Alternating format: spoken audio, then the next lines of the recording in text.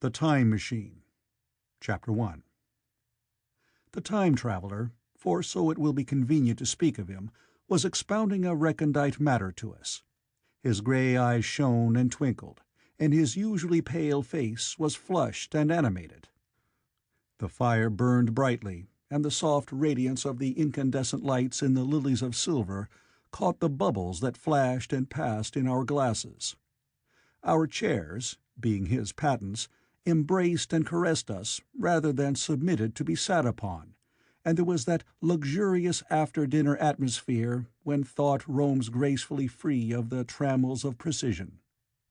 And he put it to us in this way, marking the points with a lean forefinger, as we sat and lazily admired his earnestness over his new paradox, as we thought it, and his fecundity. "You must follow me carefully. I shall have to controvert one or two ideas that are almost universally accepted. The geometry, for instance, they taught you at school is founded on a misconception." "Is not that a rather large thing to expect us to begin upon?" said Philby, an argumentative person with red hair. "I do not mean to ask you to accept anything without reasonable ground for it. You will soon admit as much as I need from you. You know, of course, that a mathematical line, a line of thickness, nil, has no real existence. They taught you that? Neither has a mathematical plane. These things are mere abstractions." "That is all right," said the psychologist. "Nor, having only length, breadth, and thickness, can a cube have a real existence." "There I object," said Philby. "Of course a solid body may exist, all real things, so most people think. But wait a moment. Can an instantaneous cube exist?" "Don't follow you," said Philby. "Can a cube that does not last for any time at all have a real existence?" Philby became pensive. "Clearly," the time traveler proceeded, "any real body must have extension in 4 directions. It must have length, breadth, thickness, and duration. But through a natural infirmity of the flesh, which I will explain to you in a moment, we incline to overlook this fact. There are really 4 dimensions, 3 which we call the 3 planes of space, and a 4th, time. There is, however, a tendency to draw an unreal distinction between the former 3 dimensions and the latter, because it happens that our consciousness moves intermittently in one direction along the latter from the beginning to the end of our lives." "That," said a very young man, making spasmodic efforts to relight his cigar over the lamp, "that very clear indeed." "Now, it is very remarkable that this is so extensively overlooked," continued the time traveler with a slight accession of cheerfulness. "Really, this is what is meant by the 4th dimension, though some people who talk about the 4th dimension do not know they mean it. It is only another way of looking at time. There is no difference between time and any of the 3 dimensions of space, except that our consciousness moves along it. But some foolish people have got hold of the wrong side of that idea. You have all heard what they have to say about this 4th dimension?" "I have not," said the provincial mayor.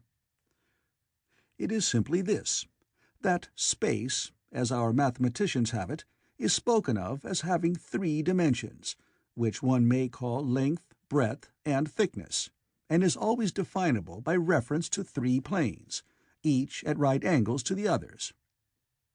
But some philosophical people have been asking, why 3 dimensions particularly?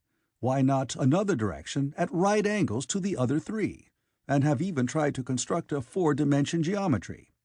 Professor Simon Newcomb was expounding this to the New York Mathematical Society only a month or so ago. You know how on a flat surface, which has only 2 dimensions, we can represent a figure of a 3-dimensional solid, and similarly they think that by models of 3 dimensions they could represent one of 4, if they could master the perspective of the thing. See?"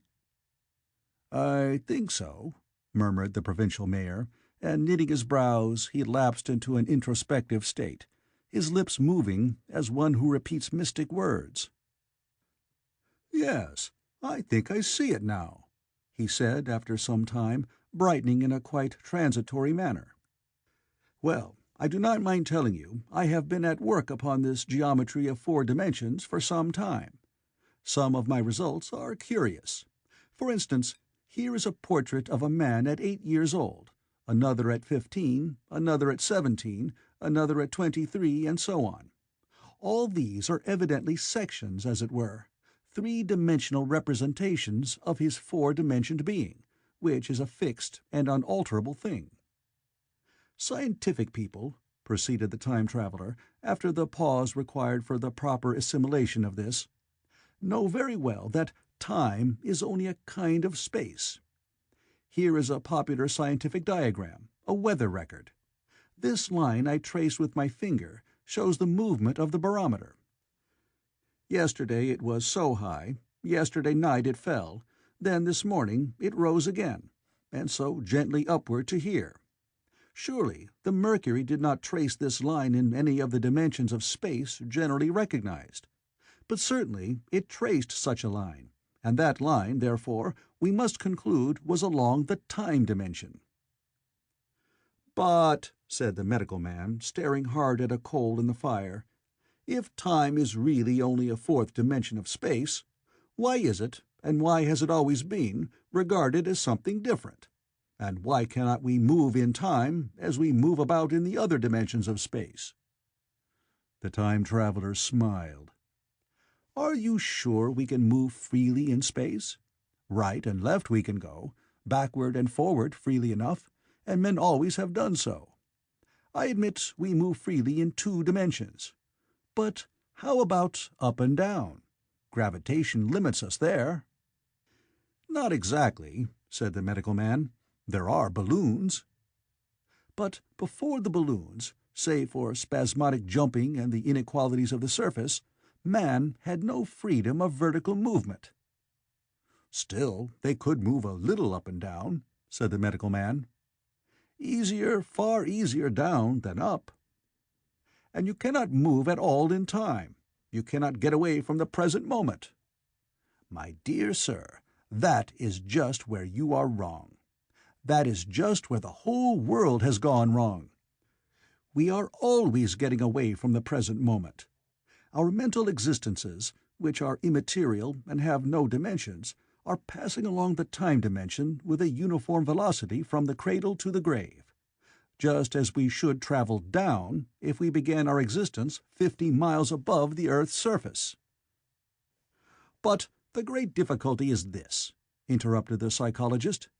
"You can move about in all directions of space, but you cannot move about in time. That is the germ of my great discovery. But you are wrong to say that we cannot move about in time.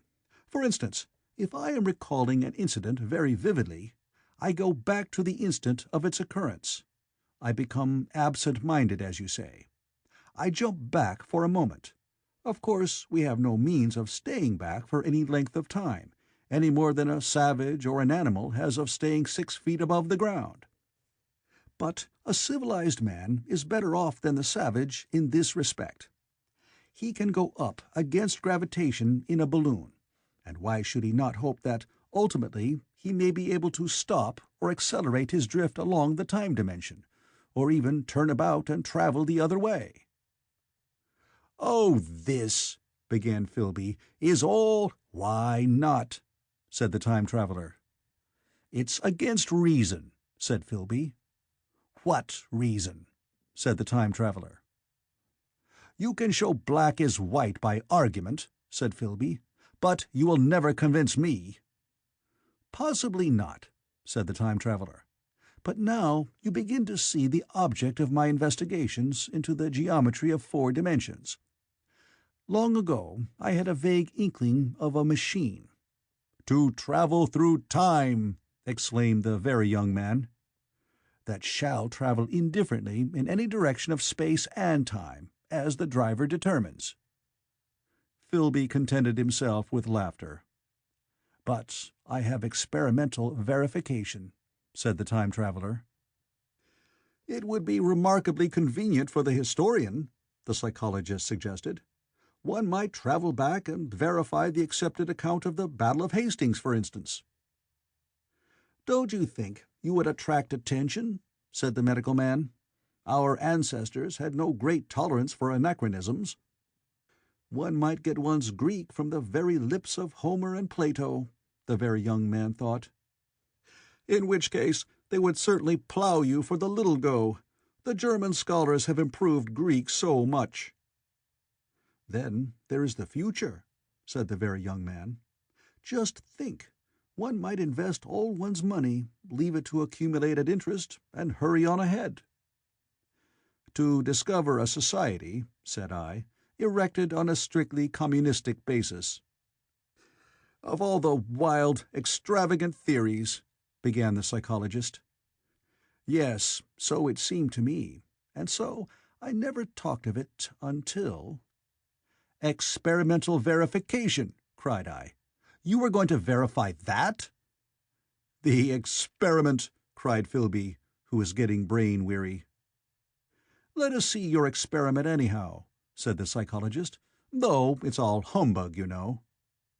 The time-traveler smiled round at us. Then, still smiling faintly, and with his hands deep in his trousers pockets, he walked slowly out of the room, and we heard his slippers shuffling down the long passage to his laboratory. The psychologist looked at us. "I wonder what he's got." "Some sleight-of-hand trick or other," said the medical man, and Philby tried to tell us about a conjurer he had seen at Burslem. But before he had finished his preface, the time-traveler came back, and Philby's anecdote collapsed. The thing the time-traveler held in his hand was a glittering metallic framework, scarcely larger than a small clock, and very delicately made. There was ivory in it, and some transparent crystalline substance.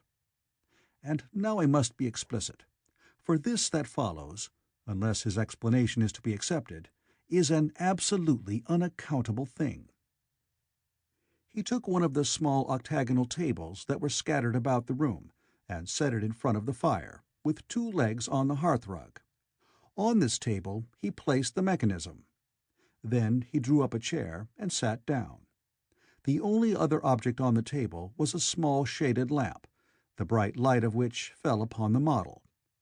There were also perhaps a dozen candles about, 2 in brass candlesticks upon the mantel, and several in sconces, so that the room was brilliantly illuminated. I sat in a low armchair nearest the fire, and I drew this forward so as to be almost between the time-traveler and the fireplace. Philby sat behind him, looking over his shoulder. The medical man and the provincial mayor watched him in profile from the right, the psychologist from the left. The very young man stood behind the psychologist.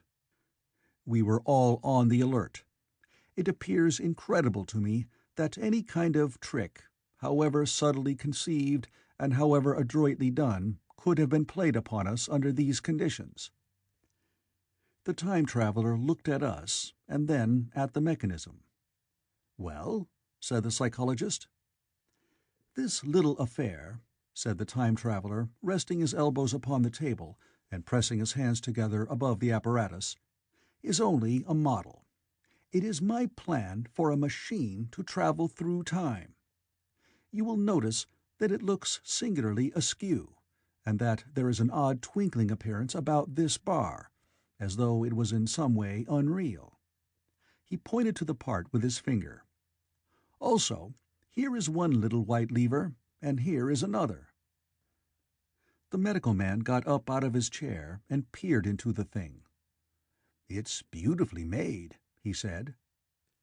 "It took 2 years to make," retorted the time-traveler. Then, when we had all imitated the action of the medical man, he said, "Now, I want you clearly to understand that this lever, being pressed over, sends the machine gliding into the future, and this other reverses the motion. This saddle represents the seat of a time-traveler. Presently, I am going to press the lever, and off the machine will go. It will vanish, pass into future time, and disappear. Have a good look at the thing. Look at the table, too, and satisfy yourselves there is no trickery. I don't want to waste this model and then be told I'm a quack." There was a minute's pause, perhaps. The psychologist seemed about to speak to me, but changed his mind. Then the time-traveler put forth his finger towards the lever. "No," he said suddenly.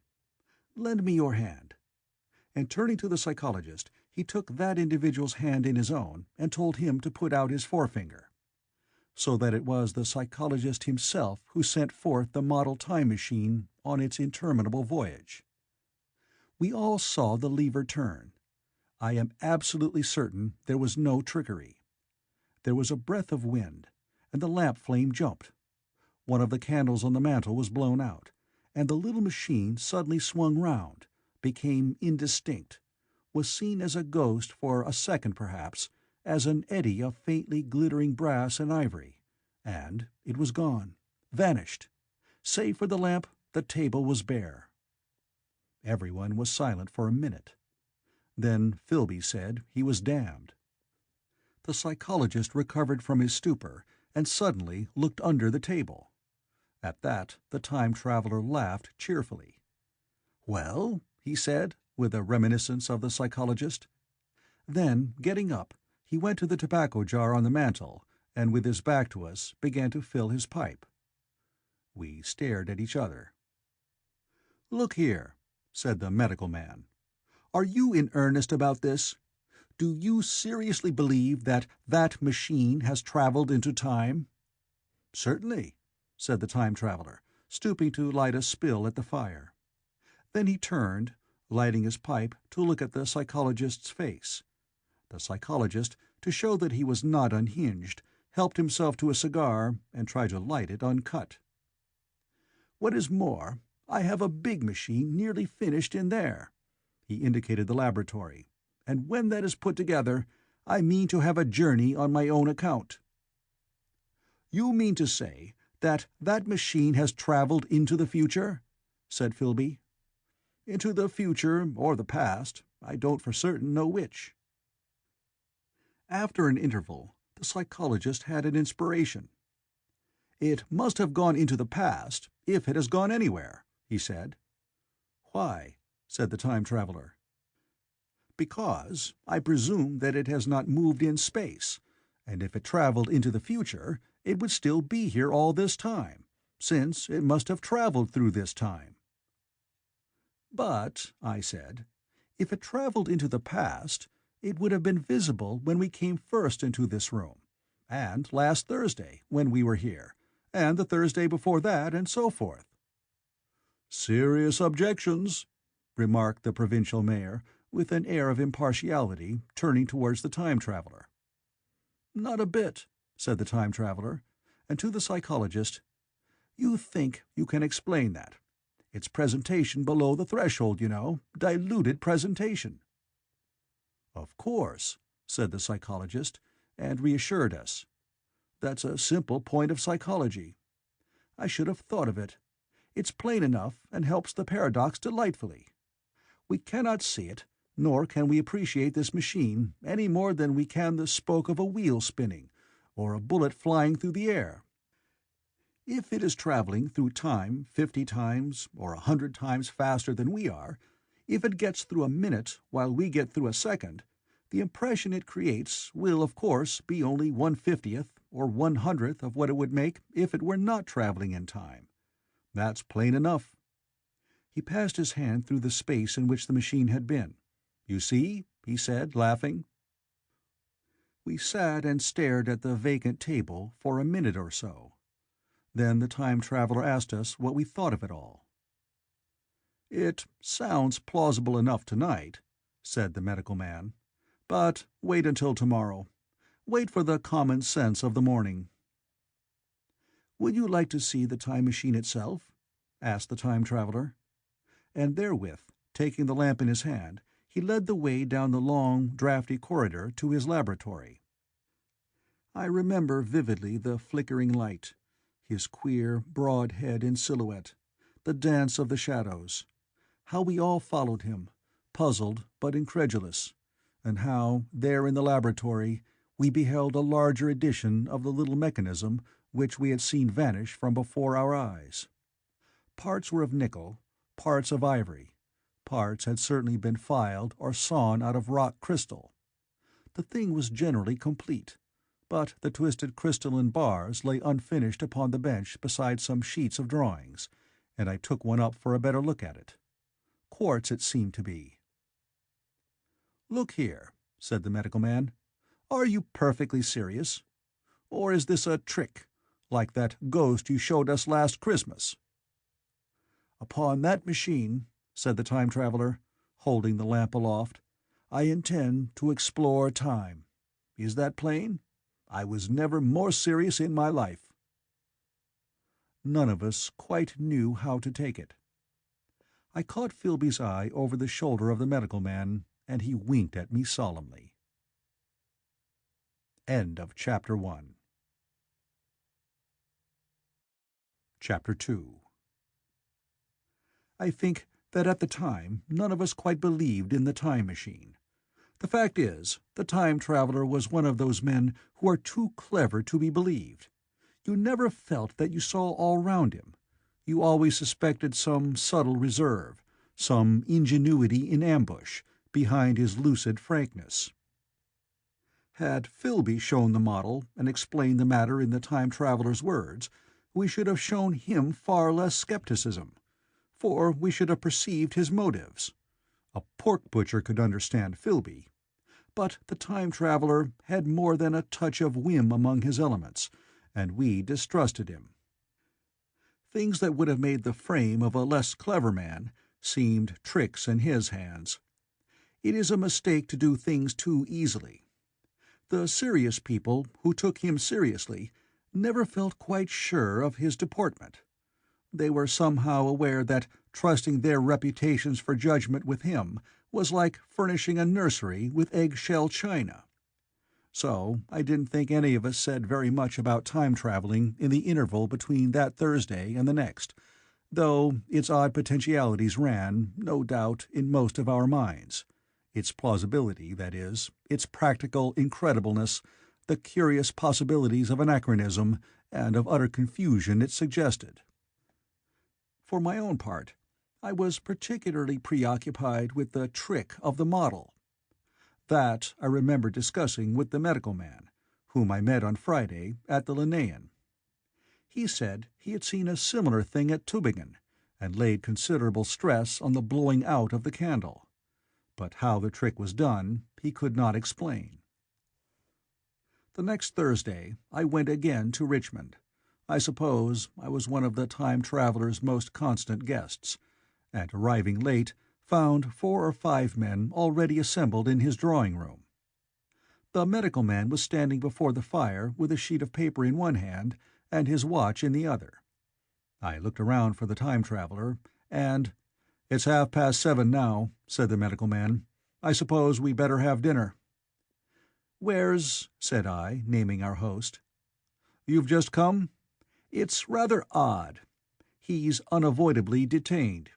He asks me in this note to lead off with dinner at 7 if he's not back. Says he'll explain when he comes." "It seems a pity to let the dinner spoil," said the editor of a well-known daily paper, and thereupon the doctor rang the bell. The psychologist was the only person besides the doctor and myself who had attended the previous dinner. The other men were Blank, the editor aforementioned, a certain journalist, and another, a quiet, shy man with a beard, whom I didn't know, and who, as far as my observation went, never opened his mouth all the evening. There was some speculation at the dinner-table about the Time Traveler's absence, and I suggested time-traveling, in a half-jocular spirit.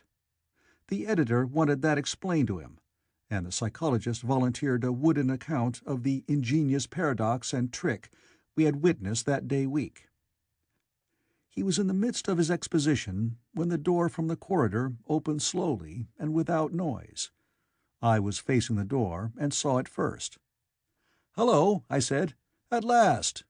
And the door opened wider, and the Time Traveler stood before us. I gave a cry of surprise. "Good heavens, man, what's the matter?" cried the medical man, who saw him next, and the whole tableful turned towards the door. He was in an amazing plight. His coat was dusty and dirty, and smeared with green down the sleeves, his hair disordered, and, as it seemed to me, greyer, either with dust and dirt, or because its colour had actually faded.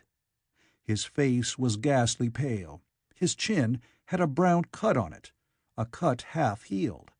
His expression was haggard and drawn, as by intense suffering. For a moment he hesitated in the doorway, as if he had been dazzled by the light. Then he came into the room. He walked with just such a limp as I have seen in foot-sore tramps. We stared at him in silence, expecting him to speak. He said not a word, but came painfully to the table, and made a motion towards the wine. The editor filled a glass of champagne and pushed it towards him. He drained it, and it seemed to do him good, for he looked round the table, and the ghost of his old smile flickered across his face. "What on earth have you been up to, man?" said the doctor. The time-traveller did not seem to hear. "Don't let me disturb you," he said, with a certain faltering articulation. "I'm all right." He stopped, held out his glass for more, and took it off at a draught. "That's good," he said. His eyes grew brighter, and a faint colour came into his cheeks. His glance flickered over our faces with a certain dull approval, and then went round the warm and comfortable room. Then he spoke again, still as it were feeling his way among his words. "I'm going to wash and dress, and then I'll come down and explain things. Save me some of that mutton. I'm starving for a bit of meat." He looked across at the editor, who was a rare visitor, and hoped he was all right. The editor began a question. "Tell you presently," said the time-traveller. "Funny, I'll be right in a minute." He put down his glass and walked towards the staircase door. Again I remarked his lameness, and the soft padding sound of his footfall, and standing up in my place, I saw his feet as he went out. He had nothing on them but a pair of tattered, blood-stained socks. Then the door closed upon him.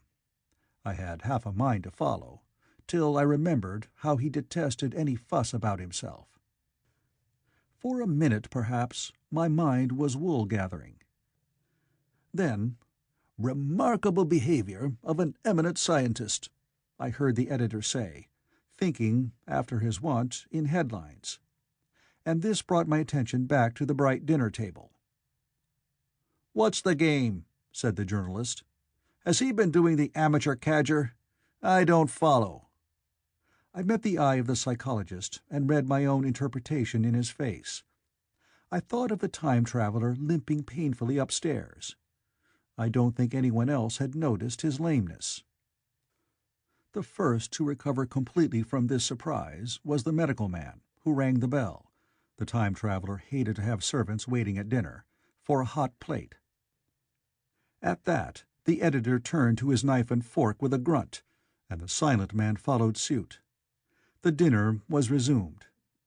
Conversation was exclamatory for a little while, with gaps of wonderment. And then the editor got fervent in his curiosity. "Does our friend eke out his modest income with a crossing, or has he his Nebuchadnezzar phases?" he inquired. "I feel assured it's this business of the time machine," I said, and took up the psychologist's account of our previous meeting. The new guests were frankly incredulous. The editor raised objections. What was this time-travelling? A man couldn't cover himself with dust by rolling in a paradox, could he? And then, as the idea came home to him, he resorted to caricature. Hadn't he any clothes-brushes in the future? The journalist, too, would not believe at any price, and joined the editor in the easy work of heaping ridicule on the whole thing. They were both the new kind of journalist, very joyous, irreverent young men.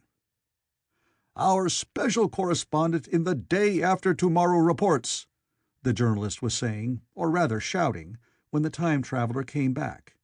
He was dressed in ordinary evening clothes, and nothing save his haggard look remained of the change that had startled me. "I say," said the editor hilariously, "these chaps here say you have been travelling into the middle of next week. Tell us all about little Rosebery, will you? What will you take for the lot?" The time-traveller came to the place reserved for him without a word. He smiled quietly in his old way. "Where's my mutton?" he said. "What a treat it is to stick a fork into meat again." "Story!" cried the editor. "Story be damned," said the time-traveller. "I want something to eat. I won't say a word until I get some peptone into my arteries. Thanks, and the salt." "One word," said I. "Have you been time-travelling?" "Yes," said the time-traveller, with his mouth full, nodding his head.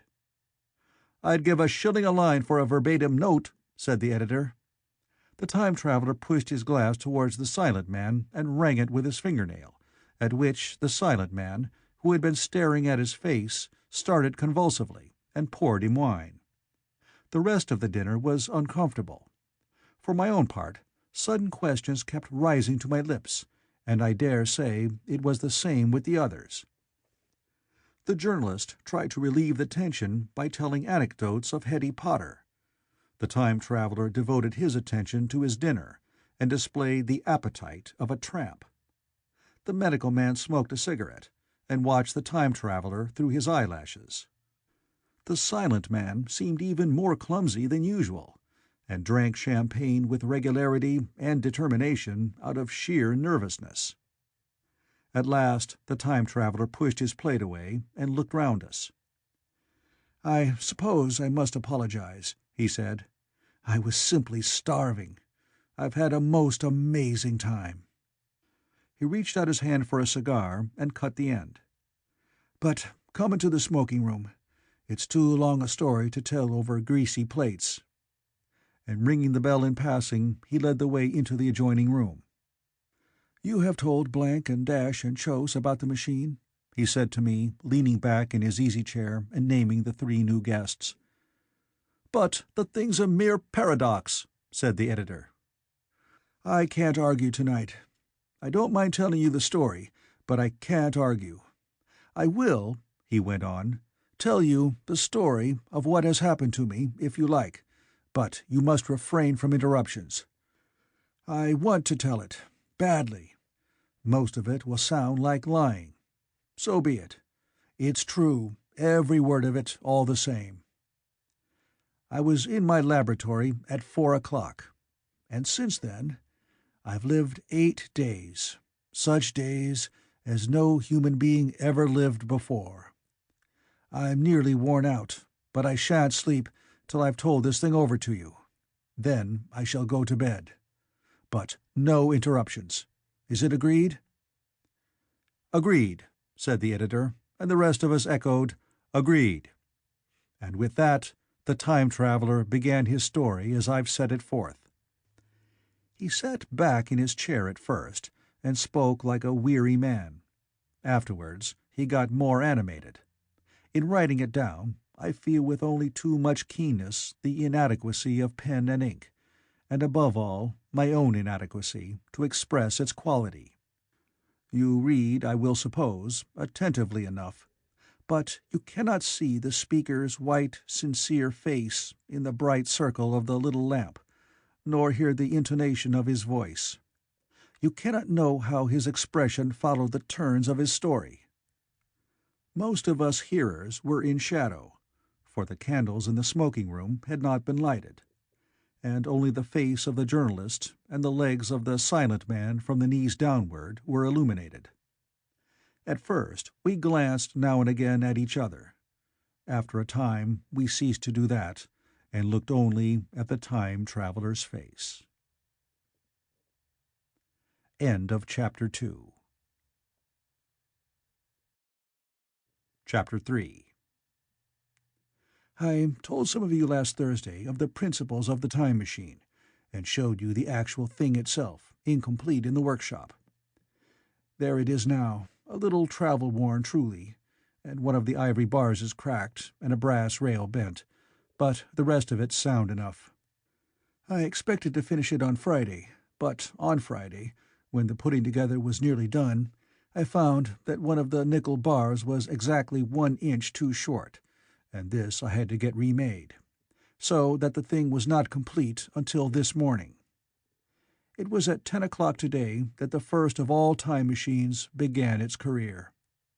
I gave it a last tap, tried all the screws again, put one more drop of oil on the quartz rod, and sat myself in the saddle.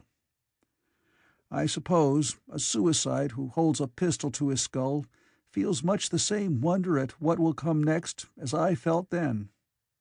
I took the starting lever in one hand and the stopping one in the other, pressed the first, and almost immediately the second. I seemed to reel. I felt a nightmare sensation of falling, and looking around, I saw the laboratory exactly as before. Had anything happened? For a moment, I suspected that my intellect had tricked me. Then I noted the clock. A moment before, as it seemed, it had stood at a minute or so past 10. Now it was nearly 3:30. I drew a breath, set my teeth, gripped the starting lever with both hands, and went off with a thud. The laboratory got hazy and went dark. Mrs. Watchett came in and walked, apparently without seeing me, towards the garden door. I suppose it took her a minute or so to traverse the place, but to me she seemed to shoot across the room like a rocket. I pressed the lever over to its extreme position. The night came like the turning out of a lamp, and in another moment came tomorrow. The laboratory grew faint and hazy, then fainter and even fainter. Tomorrow night came black, then day again, night again, day again, faster and faster still. An eddying murmur filled my ears, and a strange, dumb confusedness descended on my mind. I am afraid I cannot convey the peculiar sensations of time-traveling. They are excessively unpleasant. There is a feeling exactly like that one has upon a switchback, of a helpless, headlong motion. I felt the same horrible anticipation, too, of an imminent smash. As I put on pace, night followed day like the flapping of a black wing. The dim suggestion of the laboratory seemed presently to fall away from me, and I saw the sun hopping swiftly across the sky, leaping it every minute, and every minute marking a day. I suppose the laboratory had been destroyed, and I had come into the open air. I had a dim impression of scaffolding, but I was already going too fast to be conscious of any moving things. The slowest snail that ever crawled dashed by too fast for me. The twinkling succession of darkness and light was excessively painful to the eye. Then, in the intermittent darknesses, I saw the moon spinning swiftly through her quarters from new to full, and had a faint glimpse of the circling stars. Presently, as I went on, still gaining velocity, the palpitation of night and day merged into one continuous grayness. The sky took on a wonderful deepness of blue, a splendid, luminous color, like that of early twilight. The jerking sun became a streak of fire, a brilliant arch in space, the moon a fainter, fluctuating band, and I could see nothing of the stars, save now and then a brighter circle flickering in the blue. The landscape was misty and vague. I was still on the hillside upon which this house now stands, and the shoulder rose above me grey and dim. I saw trees growing and changing like puffs of vapor, now brown, now green. They grew, spread, shivered, and passed away. I saw huge buildings rise up, faint and fair, and pass like dreams. The whole surface of the earth seemed changed, melting and flowing under my eyes. The little hands upon the dials that registered my speed raced round faster and faster. Presently I noted that the sun-belt swayed up and down, from solstice to solstice, in a minute or less, and that consequently my pace was over a year a minute, and minute by minute the white snow flashed across the world and vanished, and was followed by the bright, brief green of spring. The unpleasant sensations of the start were less poignant now. They merged at last into a kind of hysterical exhilaration.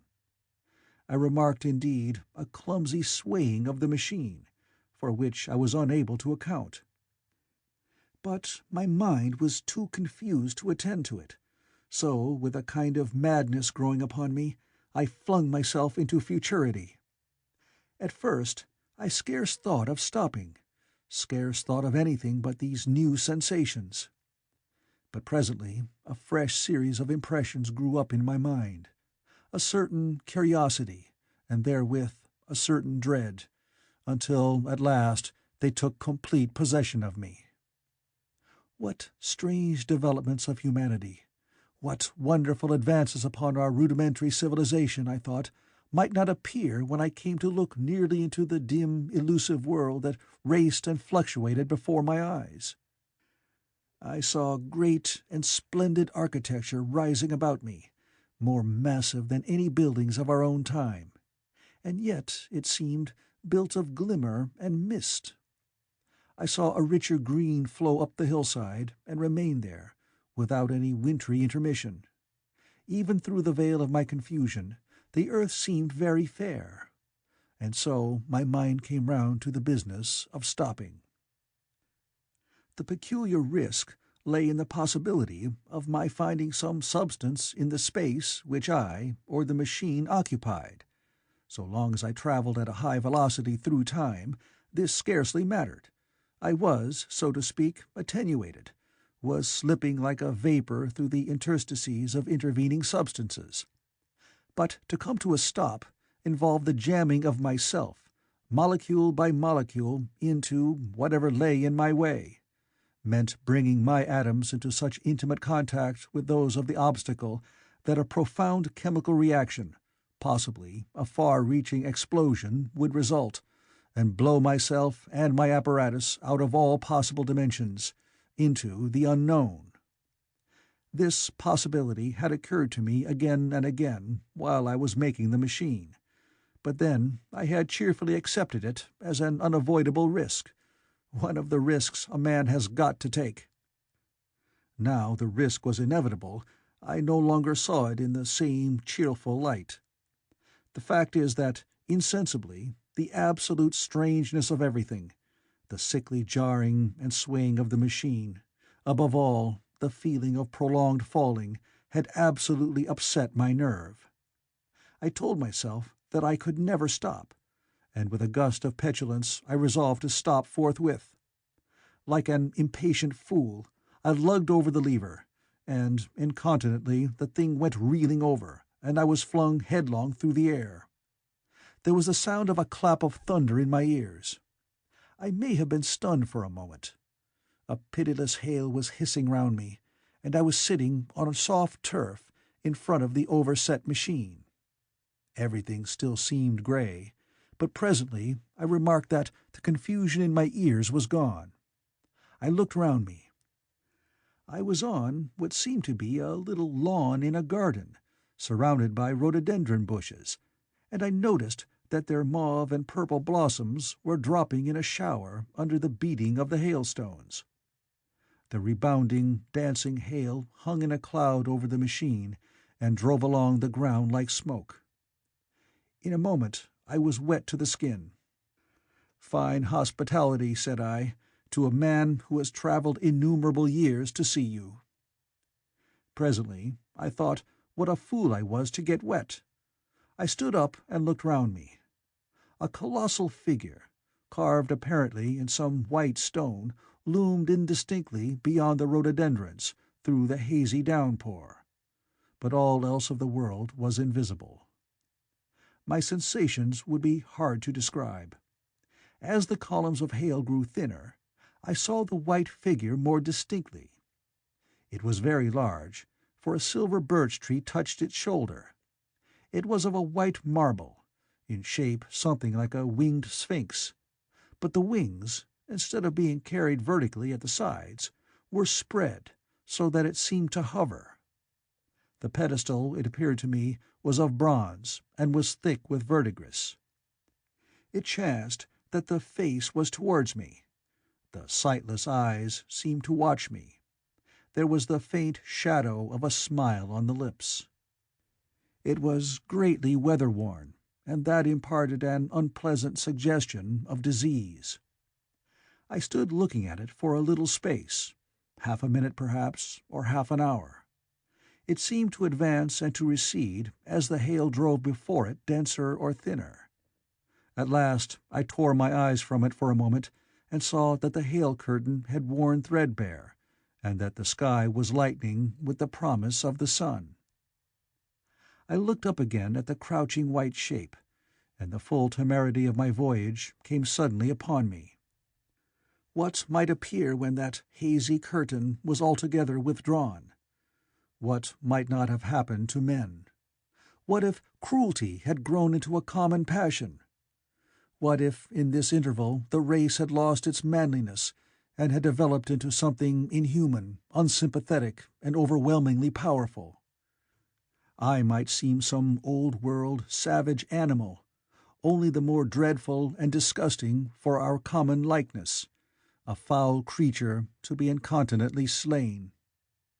Already I saw other vast shapes, huge buildings with intricate parapets and tall columns, with a wooded hillside dimly creeping in upon me through the lessening storm. I was seized with a panic fear. I turned frantically to the time machine and strove hard to readjust it. As I did so, the shafts of the sun smote through the thunderstorm. The grey downpour was swept aside and vanished like the trailing garments of a ghost. Above me, in the intense blue of the summer sky, some faint brown shreds of cloud whirled into nothingness. The great buildings about me stood out clear and distinct, shining with the wet of the thunderstorm, and picked out in white by the unmelted hailstones piled along their courses. I felt naked in a strange world. I felt as perhaps a bird may feel in the clear air, knowing the hawk wings above and will swoop. My fear grew to frenzy. I took a breathing space, set my teeth, and again grappling fiercely, wrist and knee, with the machine. It gave under my desperate onset and turned over. It struck my chin violently. One hand on the saddle, the other on the lever, I stood panting heavily in attitude to mount again. But with this recovery of a prompt retreat, my courage recovered. I looked more curiously and less fearfully at this world of the remote future. In a circular opening, high up in the wall of the nearer house, I saw a group of figures clad in rich soft robes. They had seen me, and their faces were directed towards me. Then I heard voices approaching me. Coming through the bushes by the white sphinx were the heads and shoulders of men running. One of these emerged in a pathway leading straight to the little lawn upon which I stood with my machine. He was a slight creature, perhaps 4 feet high, clad in a purple tunic, girdled at the waist with a leather belt. Sandals, or buskins, I could not clearly distinguish which, were on his feet. His legs were bare to the knees, and his head was bare. Noticing that, I noticed for the first time how warm the air was. He struck me as being a very beautiful and graceful creature, but indescribably frail. His flushed face reminded me of the more beautiful kind of consumptive, that hectic beauty of which we used to hear so much. At the sight of him I suddenly regained confidence. I took my hands from the machine. End of Chapter 3. Chapter 4. In another moment we were standing face to face, I and this fragile thing out of futurity. He came straight up to me and laughed into my eyes. The absence from his bearing of any sign of fear struck me at once. Then he turned to the 2 others who were following him and spoke to them in a strange and very sweet and liquid tongue. There were others coming, and presently a little group of perhaps 8 or 10 of these exquisite creatures were about me. One of them addressed me, it came into my head, oddly enough, that my voice was too harsh and deep for them. So I shook my head, and pointing to my ears, shook it again. He came a step forward, hesitated, and then touched my hand. Then I felt other soft little tentacles upon my back and shoulders. They wanted to make sure I was real. There was nothing in this at all alarming. Indeed, there was something in these pretty little people that inspired confidence, a graceful gentleness, a certain childlike ease. And besides, they looked so frail that I could fancy myself flinging the whole dozen of them about like ninepins. But I made a sudden motion to warn them when I saw their little pink hands feeling the time machine. Happily, then, when it was not too late, I thought of a danger I had hitherto forgotten, and reaching over the bars of the machine, I unscrewed the little levers that would set it in motion, and put these in my pocket. Then I turned again to see what I could do in the way of communication. And then, looking more nearly into their features, I saw some further peculiarities in their Dresden china type of prettiness. Their hair, which was uniformly curly, came to a sharp end at the neck and cheek.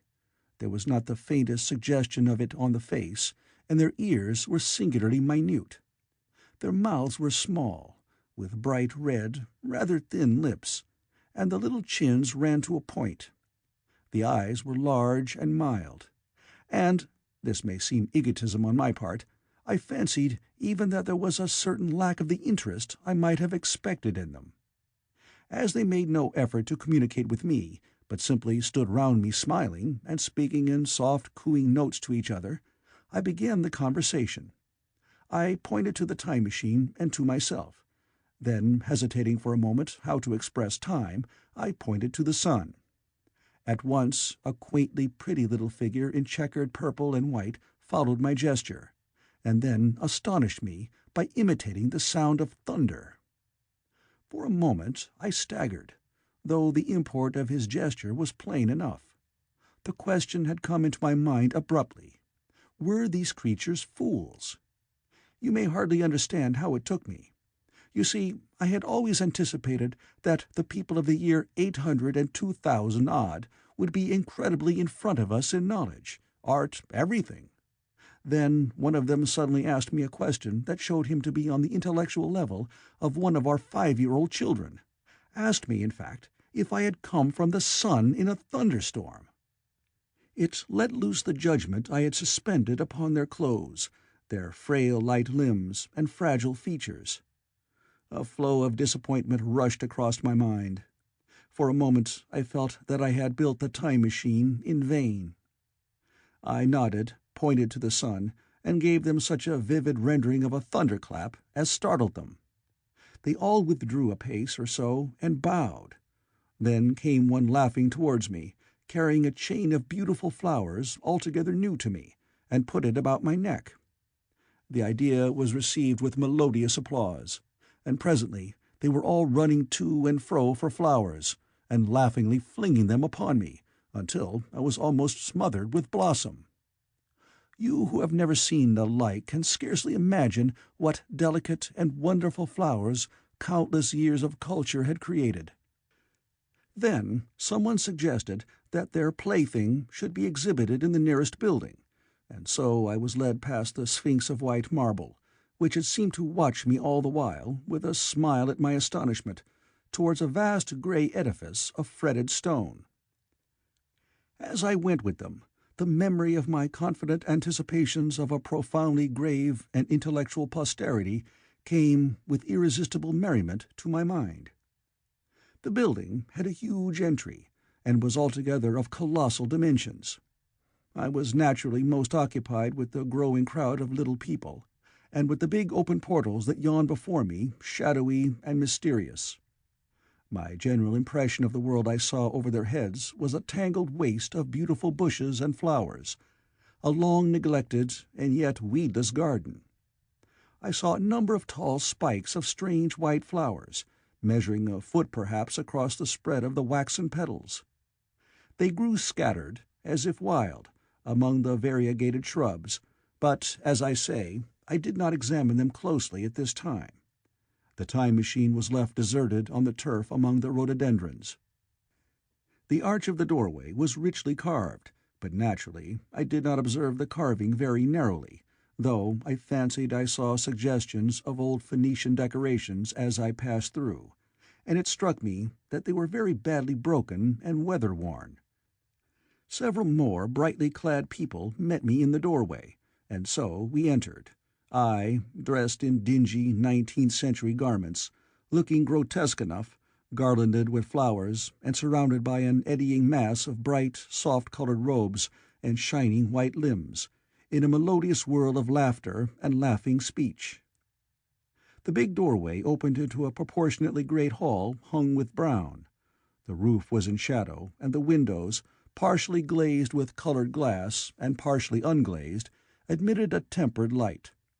The floor was made up of huge blocks of some very hard white metal, not plates nor slabs, blocks, and it was so much worn, as I judged by the going to and fro of past generations, as to be deeply channeled along the more frequented ways. Transverse to the length were innumerable tables made of slabs of polished stone, raised perhaps a foot from the floor, and upon these were heaps of fruits. Some I recognized as a kind of hypertrophied raspberry and orange, but for the most part they were strange. Between the tables was scattered a great number of cushions. Upon these my conductors seated themselves, signing for me to do likewise. With a pretty absence of ceremony, they began to eat the fruit with their hands, flinging peel and stalks, and so forth, into the round openings in the sides of the tables. I was not loath to follow their example, for I felt thirsty and hungry. As I did so, I surveyed the hall at my leisure. And perhaps the thing that struck me most was its dilapidated look. The stained glass windows, which displayed only a geometrical pattern, were broken in many places, and the curtains that hung across the lower end were thick with dust. And it caught my eye that the corner of the marble table near me was fractured. Nevertheless, the general effect was extremely rich and picturesque. There were perhaps a couple of hundred people dining in the hall, and most of them, seated as near to me as they could come, were watching me with interest, their little eyes shining over the fruit they were eating. All were clad in the same soft and yet strong silky material. Fruit, by the by, was all their diet. These people of the remote future were strict vegetarians, and while I was with them, in spite of some carnal cravings, I had to be frugivorous also. Indeed, I found afterwards that horses, cattle, sheep, dogs had followed the ichthyosaurus into extinction. But the fruits were very delightful. One in particular had seemed to be in season all the time I was there. A flowery thing in a three-sided husk was especially good, and I made it my staple. At first I was puzzled by all these strange fruits, and by the strange flowers I saw, but later I began to perceive their import. However, I am telling you of my fruit dinner in the distant future now. So soon as my appetite was a little checked, I determined to make a resolute attempt to learn the speech of these new men of mine. Clearly, that was the next thing to do. The fruits seemed a convenient thing to begin upon, and holding one of these up, I began a series of interrogative sounds and gestures. I had some considerable difficulty in conveying my meaning. At first, my efforts met with a stare of surprise or inextinguishable laughter, but presently a fair-haired little creature seemed to grasp my intention and repeated a name. They had to chatter and explain the business at great length to each other, and my first attempts to make the exquisite little sounds of their language caused an immense amount of amusement. However, I felt like a schoolmaster amidst children, and persisted, and presently I had a score of noun substantives at least at my command. And then I got to demonstrate pronouns, and even the verb to eat. But it was slow work, and the little people soon tired and wanted to get away from my interrogations, so I determined, rather of necessity, to let them give their lessons in little doses when they felt inclined. And very little doses I found they were before long, for I never met people more indolent or more easily fatigued. A queer thing I soon discovered about my little hosts, and that was their lack of interest. They would come to me with eager cries of astonishment, like children, but, like children, they would soon stop examining me and wander away after some other toy. The dinner and my conversation beginnings ended, I noted for the first time that almost all those who had surrounded me at first were gone. It is odd, too, how speedily I came to disregard these little people. I went out through the portal into the sunlit world again as soon as my hunger was satisfied. I was continually meeting more of these men of the future, who would follow me at a little distance, chatter and laugh about me, and, having smiled and gesticulated in a friendly way, leave me again to my own devices. The calm of evening was upon the world as I emerged from the great hall, and the scene was lit by the warm glow of the setting sun. At first things were very confusing.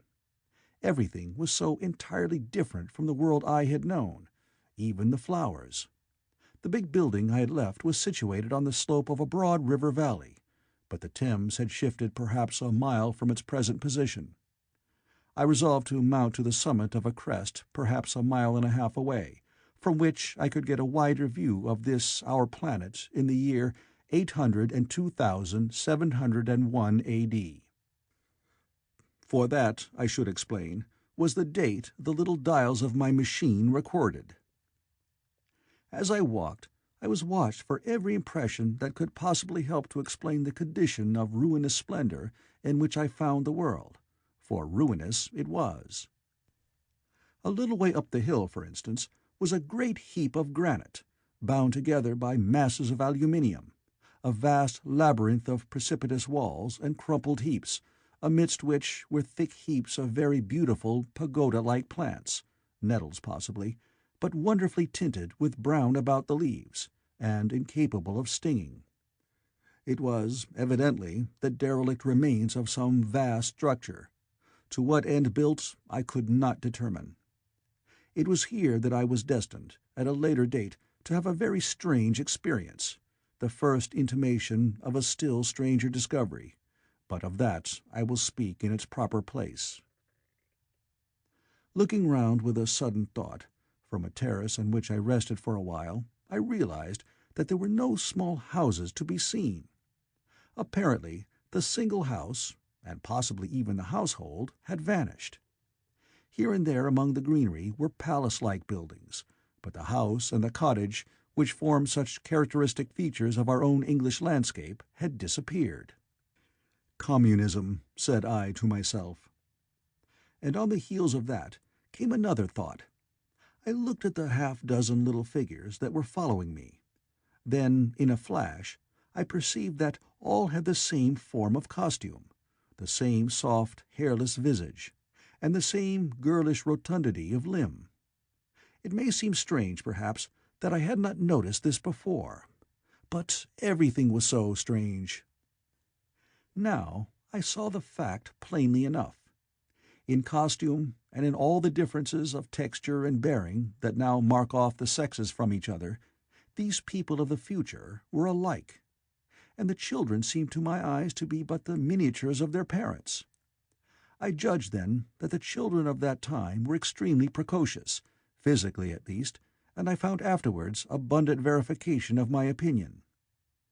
Seeing the ease and security in which these people were living, I felt that this close resemblance of the sexes was, after all, what one would expect, for the strength of a man and the softness of a woman, the institution of the family, and the differentiation of occupations are mere militant necessities of an age of physical force.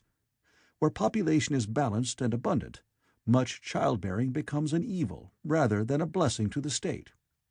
Where violence comes but rarely and offspring are secure, there is less necessity, indeed there is no necessity, for an efficient family, and the specialization of the sexes with reference to their children's needs disappears. We see some beginnings of this even in our own time, and in this future age it was complete. This, I must remind you, was my speculation at the time. Later, I was to appreciate how far it fell short of the reality. While I was musing upon these things, my attention was attracted by a pretty little structure, like a well under a cupola. I thought in a transitory way of the oddness of wells still existing, and then resumed the thread of my speculations. There were no large buildings towards the top of the hill, and as my walking powers were evidently miraculous, I was presently left alone for the first time. With a strange sense of freedom and adventure, I pushed on up to the crest. There I found a seat of some yellow metal that I did not recognize, corroded in places with a kind of pinkish rust, and half smothered in soft moss. The armrests cast and filed into the resemblance of griffins' heads. I sat down on it, and I surveyed the broad view of our old world under the sunset of that long day. It was as sweet and fair a view as I have ever seen. The sun had already gone below the horizon, and the west was flaming gold, touched with some horizontal bars of purple and crimson. Below was the valley of the Thames, in which the river lay like a band of burnished steel. I have already spoken of the great palaces dotted about among the variegated greenery, some in ruins and some still occupied. Here and there rose a white or silvery figure in the waste garden of the earth. Here and there came the sharp vertical line of some cupola or obelisk. There were no hedges, no signs of proprietary rights, no evidences of agriculture. The whole earth had become a garden. So watching, I began to put my interpretation upon the things I had seen, and as it shaped itself to me that evening, my interpretation was something in this way. Afterwards, I found I had got only a half-truth, or only a glimpse of one facet of the truth. It seemed to me that I had happened upon humanity upon the wane. The ruddy sunset set me thinking of the sunset of mankind. For the first time, I began to realize an odd consequence of the social effort in which we are at present engaged. And yet, come to think, it is a logical consequence enough. Strength is the outcome of need.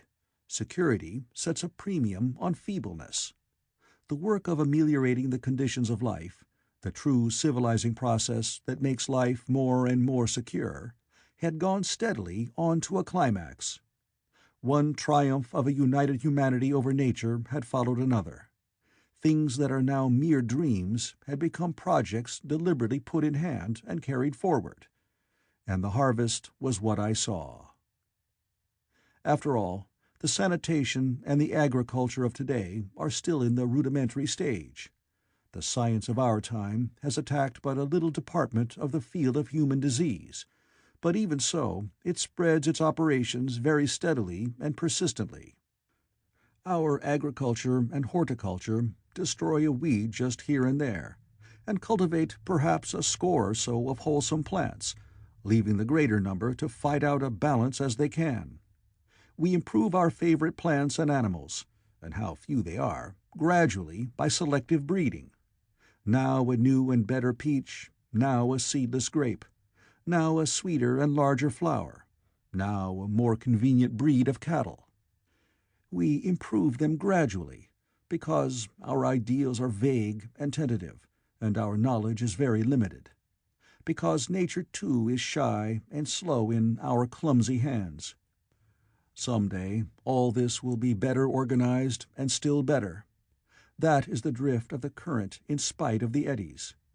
The whole world will be intelligent, educated, and cooperating. Things will move faster and faster towards the subjugation of nature. In the end, wisely and carefully, we shall readjust the balance of animal and vegetable to suit our human needs. This adjustment, I say, must have been done, and done well, done indeed for all time, in the space of time across which my machine had leaped. The air was free from gnats, the earth from weeds or fungi. Everywhere were fruits and sweet and delightful flowers. Brilliant butterflies flew hither and thither. The ideal of preventive medicine was attained. Diseases had been stamped out. I saw no evidence of any contagious diseases during all my stay.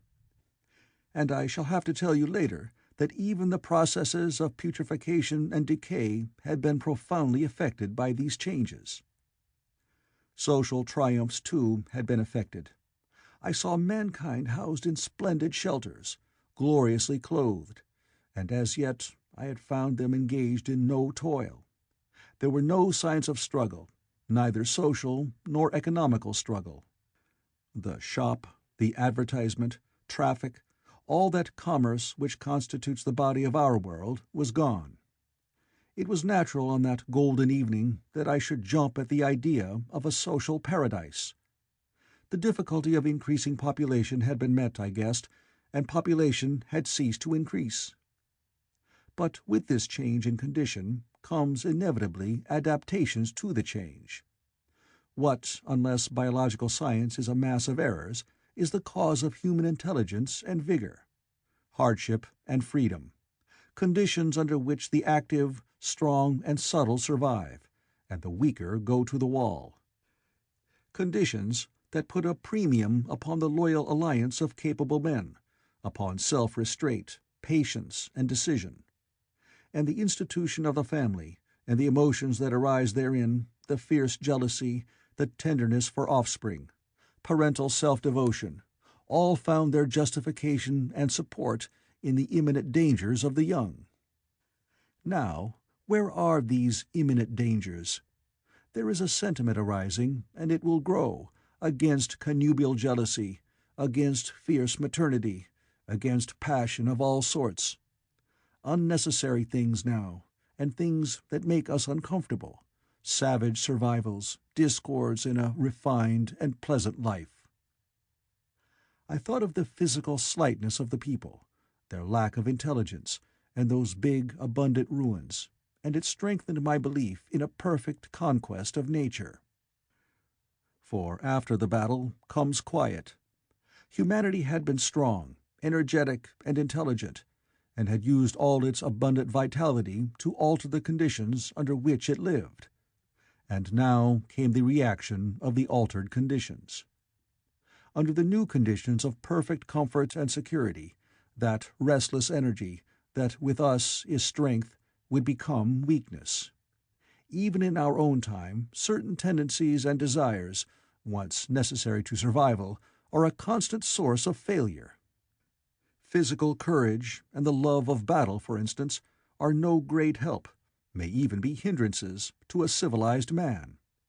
And in a state of physical balance and security, power, intellectual as well as physical, would be out of place. For countless years I judged there had been no danger of war or solitary violence, no danger from wild beasts, no wasting disease to require strength of constitution, no need of toil. For such a life, what we should call the weak are as well equipped as the strong, are indeed no longer weak. Better equipped indeed they are, for the strong would be fretted by an energy for which there was no outlet. No doubt the exquisite beauty of the buildings I saw was the outcome of the last surgings of the now purposeless energy of mankind, before it settled down into perfect harmony with the conditions under which it lived, the flourish of that triumph which began the last great peace. This has ever been the fate of energy in security. It takes to art and to eroticism, and then come languor and decay. Even this artistic impetus would at last die away, had almost died in the time I saw. To adorn themselves with flowers, to dance, to sing in the sunlight, so much was left of the artistic spirit, and no more. Even that would fade in the end into a contented inactivity. We are kept keen on the grindstone of pain and necessity, and it seemed to me that here was that hateful grindstone broken at last. As I stood there in the gathering dark, I thought that in this simple explanation I had mastered the problem of the world, mastered the whole secret of these delicious people. Possibly the checks they had devised for the increase of population had succeeded too well, and their numbers had rather diminished than kept stationary. That would account for the abandoned ruins. Very simple was my explanation, and plausible enough, as most wrong theories are. End of Chapter 4. Chapter 5. As I stood there musing over this too perfect triumph of man, the full moon, yellow and gibbous, came up out of an overflow of silver light in the northeast. The bright little figure ceased to move about below, a noiseless owl flitted by, and I shivered with the chill of the night. I determined to descend and find where I could sleep. I looked for the building I knew. Then my eye travelled along to the figure of the white sphinx upon the pedestal of bronze, growing distinct as the light of the rising moon grew brighter. I could see the silver birch against it. There was the tangle of rhododendron bushes, black in the pale light, and there was the little lawn. I looked at the lawn again. A queer doubt chilled my complacency. No, said I stoutly to myself, that was not the lawn. But it was the lawn, for the white leprous face of the Sphinx was towards it. Can you imagine what I felt as this conviction came home to me? But you cannot. The time machine was gone. At once, like a lash across the face, came the possibility of losing my own age, of being left helpless in this strange new world. The bare thought of it was an actual physical sensation. I could feel it grip me at the throat and stop my breathing. In another moment I was in a passion of fear and running with great leaping strides down the slope. Once I fell headlong and cut my face. I lost no time in stanching the blood, but jumped up and ran on, with a warm trickle down my cheek and chin. All the time I ran, I was saying to myself, "They have moved it a little, pushed it under the bushes, out of the way." Nevertheless, I ran with all my might. All the time, with the certainty that sometimes comes with excessive dread, I knew that such assurance was folly, knew instinctively that the machine was removed out of my reach. My breath came with pain. I suppose I covered the whole distance from the hill crest to the little lawn, 2 miles perhaps, in 10 minutes. And I am not a young man. I cursed aloud as I ran, at my confident folly in leaving the machine, wasting good breath thereby. I cried aloud, and none answered. Not a creature seemed to be stirring in the moonlit world. When I reached the lawn, my worst fears were realized. Not a trace of the thing was to be seen. I felt faint and cold when I faced the empty space among the black tangle of bushes. I ran round it furiously, as if the thing might be hidden in a corner, and then stopped abruptly, with my hands clutching my hair. Above me towered the Sphinx, upon the bronze pedestal, white, shining, leprous in the light of the rising moon. It seemed to smile in mockery of my dismay. I might have consoled myself by imagining the little people had put the mechanism in some shelter for me, had I not felt assured of their physical and intellectual inadequacy. That is what dismayed me, the sense of some hitherto unsuspected power, through whose intervention my invention had vanished. Yet, for one thing, I felt assured.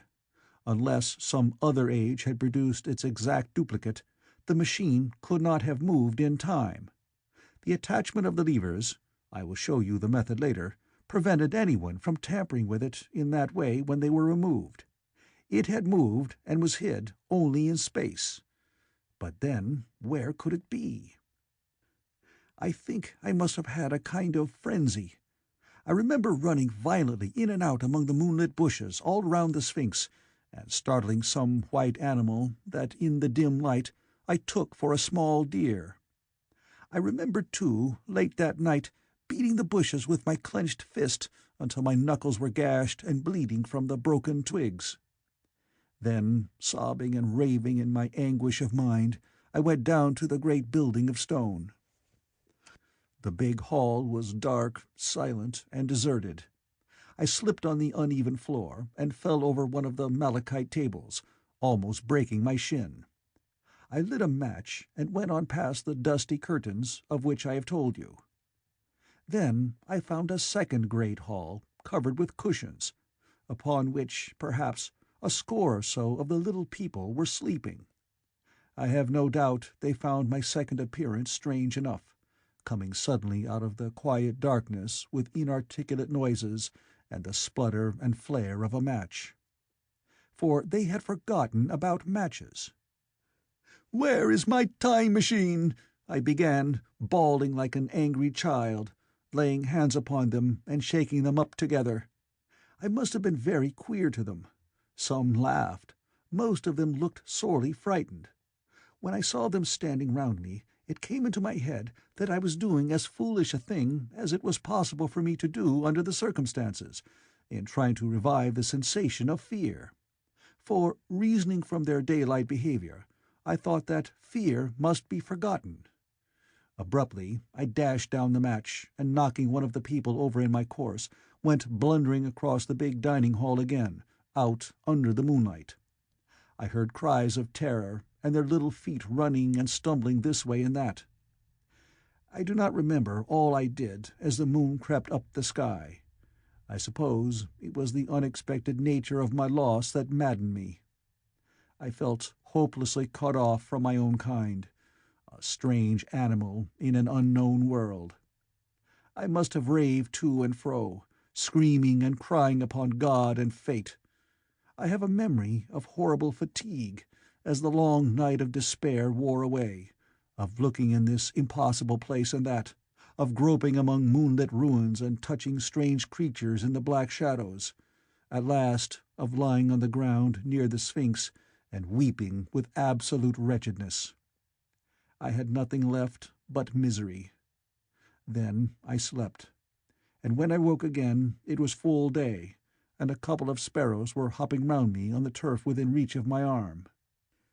I sat up in the freshness of the morning, trying to remember how I had got there, and why I had such a profound sense of desertion and despair.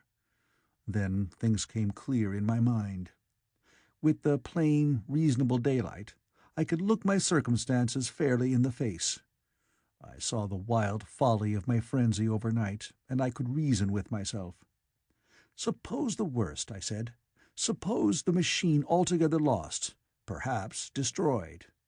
It behooves me to be calm and patient, to learn the way of the people, to get a clear idea of the method of my loss, and the means of getting materials and tools, so that in the end perhaps I may make another. That would be my only hope perhaps, but better than despair. And, after all, it was a beautiful and curious world. But probably the machine had only been taken away. Still, I must be calm and patient, find its hiding place, and recover it by force or cunning. And with that, I scrambled to my feet and looked about me, wondering where I could bathe. I felt weary, stiff, and travel-soiled. The freshness of the morning made me desire an equal freshness. I had exhausted my emotion. Indeed, as I went about my business, I found myself wondering at my intense excitement overnight. I made a careful examination of the ground about the little lawn. I wasted some time in futile questionings, conveyed, as well as I was able, to such of the little people as came by. They all failed to understand my gestures. Some were simply stolid. Some thought it was a jest and laughed at me.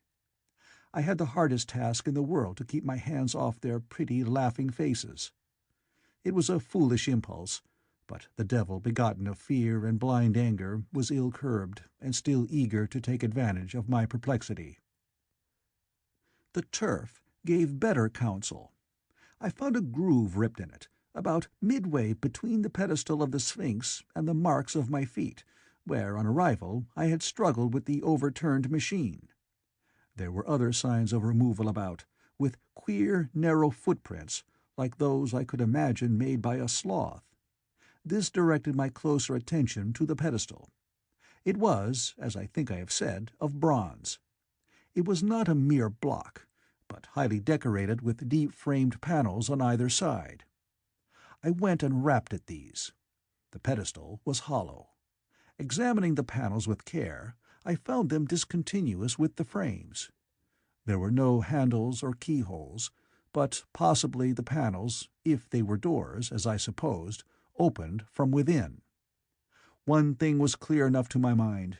It took no very great mental effort to infer that my time machine was inside that pedestal. But how it got there was a different problem. I saw the heads of two orange-clad people coming through the bushes and under some blossom-covered apple trees towards me. I turned smiling to them and beckoned them to me. They came, and then, pointing to the bronze pedestal, I tried to intimate my wish to open it. But at my first gesture towards this, they behaved very oddly. I don't know how to convey their expression to you.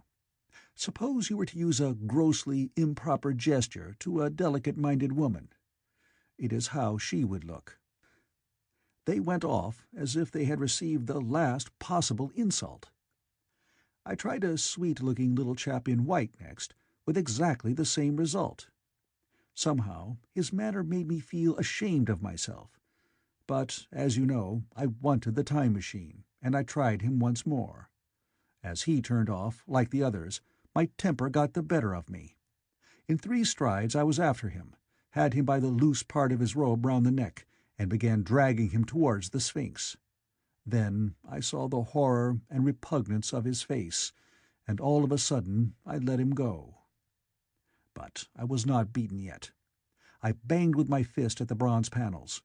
I thought I heard something stir inside. To be explicit, I thought I heard a sound like a chuckle, but I must have been mistaken. Then I got a big pebble from the river, and came and hammered till I had flattened a coil in the decorations, and the verdigris came off in powdery flakes. The delicate little people must have heard me hammering in gusty outbreaks a mile away on either hand, but nothing came of it. I saw a crowd of them upon the slopes, looking furtively at me. At last, hot and tired, I sat down to watch the place. But I was too restless to watch long. I am too occidental for a long vigil. I could work at a problem for years, but to wait inactive for 24 hours, that is another matter. I got up after a time and began walking aimlessly through the bushes towards the hill again. "Patience," said I to myself. "If you want your machine again, you must leave that Sphinx alone. If they mean to take your machine away, it's little good your wrecking their bronze panels, and if they don't, you will get it back as soon as you can ask for it.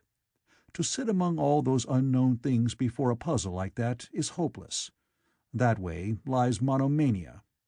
Face this world, learn its ways, watch it, be careful of too hasty guesses at its meaning. In the end, you will find clues to it all." Then, suddenly, the humor of the situation came into my mind. The thought of the years I had spent in study and toil to get into the future age, and now my passion of anxiety to get out of it.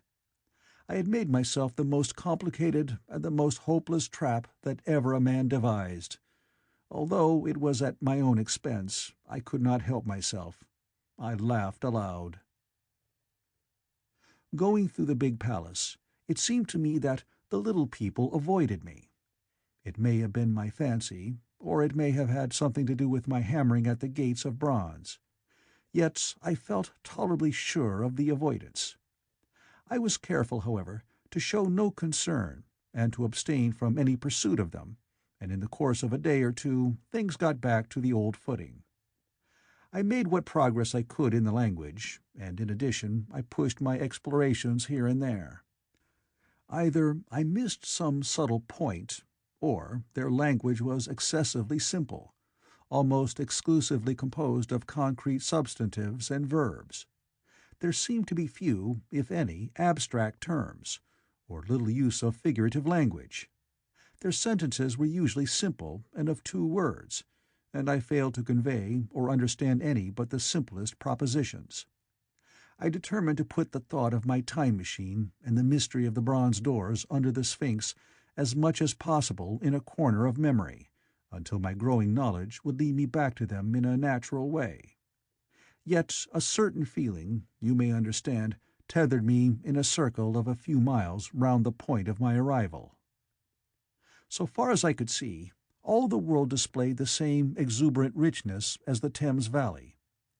From every hill I climbed, I saw the same abundance of splendid buildings, endlessly varied in material and style, the same clustering thickets of evergreens, the same blossom-laden trees and tree-ferns. Here and there water shone like silver, and beyond, the land rose into blue, undulating hills, and so faded into the serenity of the sky. A peculiar feature, which presently attracted my attention, was the presence of certain circular wells, several, as it seemed to me, of a very great depth. One lay by the path up the hill, which I had followed during my first walk.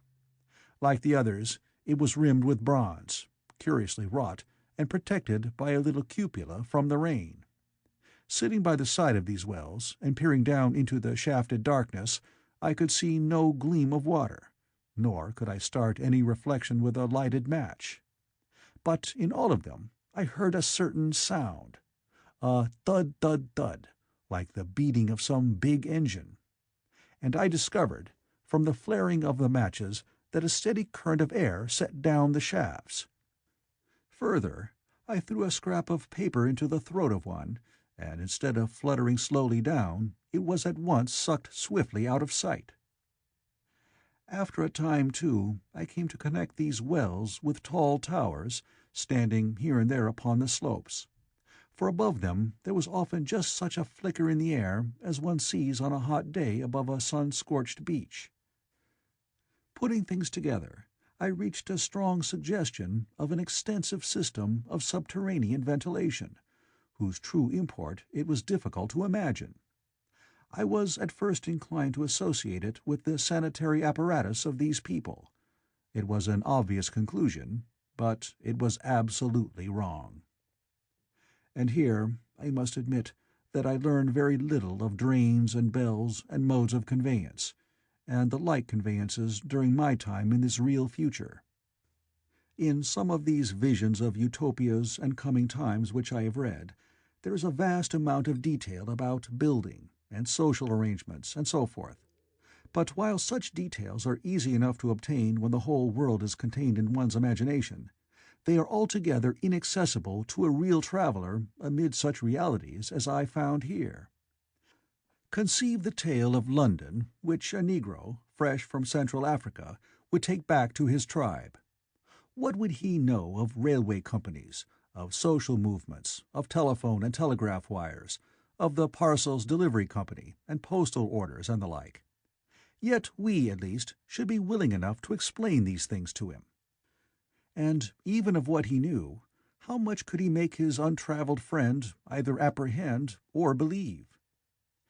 Then think how narrow the gap between a Negro and a white man of our times, and how wide the interval between myself and these of the Golden Age. I was sensible of much which was unseen, and which contributed to my comfort. But save for a general impression of automatic organization, I fear I can convey very little of the difference to your mind. In the matter of sepulture, for instance, I could see no signs of crematoria nor anything suggestive of tombs. But it occurred to me that possibly there might be cemeteries, or crematoria, somewhere beyond the range of my explorings. This again was a question I deliberately put to myself, and my curiosity was at first entirely defeated upon the point. The thing puzzled me, and I was led to make a further remark, which puzzled me still more, that aged and infirm among these people there were none. I must confess that my satisfaction with my first theories of an automatic civilization and a decadent humanity did not long endure. Yet I could think of no other. Let me put my difficulties. The several big palaces I had explored were mere living places, great dining halls and sleeping apartments. I could find no machinery, no appliances of any kind. Yet these people were clothed in pleasant fabrics that must at times need renewal, and their sandals, though undecorated, were fairly complex specimens of metalwork. Somehow such things must be made. And the little people displayed no vestige of a creative tendency. There were no shops, no workshops, no sign of importations among them. They spent all their time in playing gently, in bathing in the river, in making love in a half-playful fashion, in eating fruit and sleeping. I could not see how things were kept going. Then again, about the time machine. Something, I knew not what, had taken it into the hollow pedestal of the White Sphinx. Why? For the life of me I could not imagine. Those waterless wells, too, those flickering pillars. I felt I lacked a clue. I felt— how shall I put it?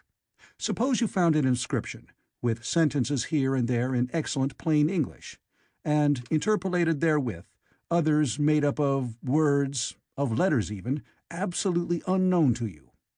Well, on the third day of my visit, that was how the world of 802,701 presented itself to me. That day, too, I made a friend of a sort. It happened that, as I was watching some of the little people bathing in a shallow, one of them was seized with a cramp and began drifting downstream.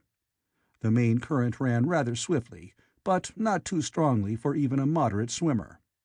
It will give you an idea, therefore, of the strange deficiency in these creatures, when I tell you that none made the slightest attempt to rescue the weakly crying little thing which was drowning before their eyes.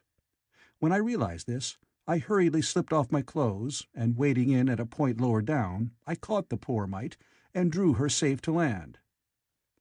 A little rubbing of the limbs soon brought her round, and I had the satisfaction of seeing she was all right before I left her. I had got to such a low estimate of her kind that I did not expect any gratitude from her. In that, however, I was wrong. This happened in the morning. In the afternoon I met my little woman, as I believe it was, as I was returning towards my centre from an exploration, and she received me with cries of delight and presented me with a big garland of flowers, evidently made for me and me alone. The thing took my imagination. Very possibly I had been feeling desolate. At any rate, I did my best to display my appreciation of the gift. We were soon seated together in a little stone arbour, engaged in conversation, chiefly of smiles. The creature's friendliness affected me exactly as a child's might have done.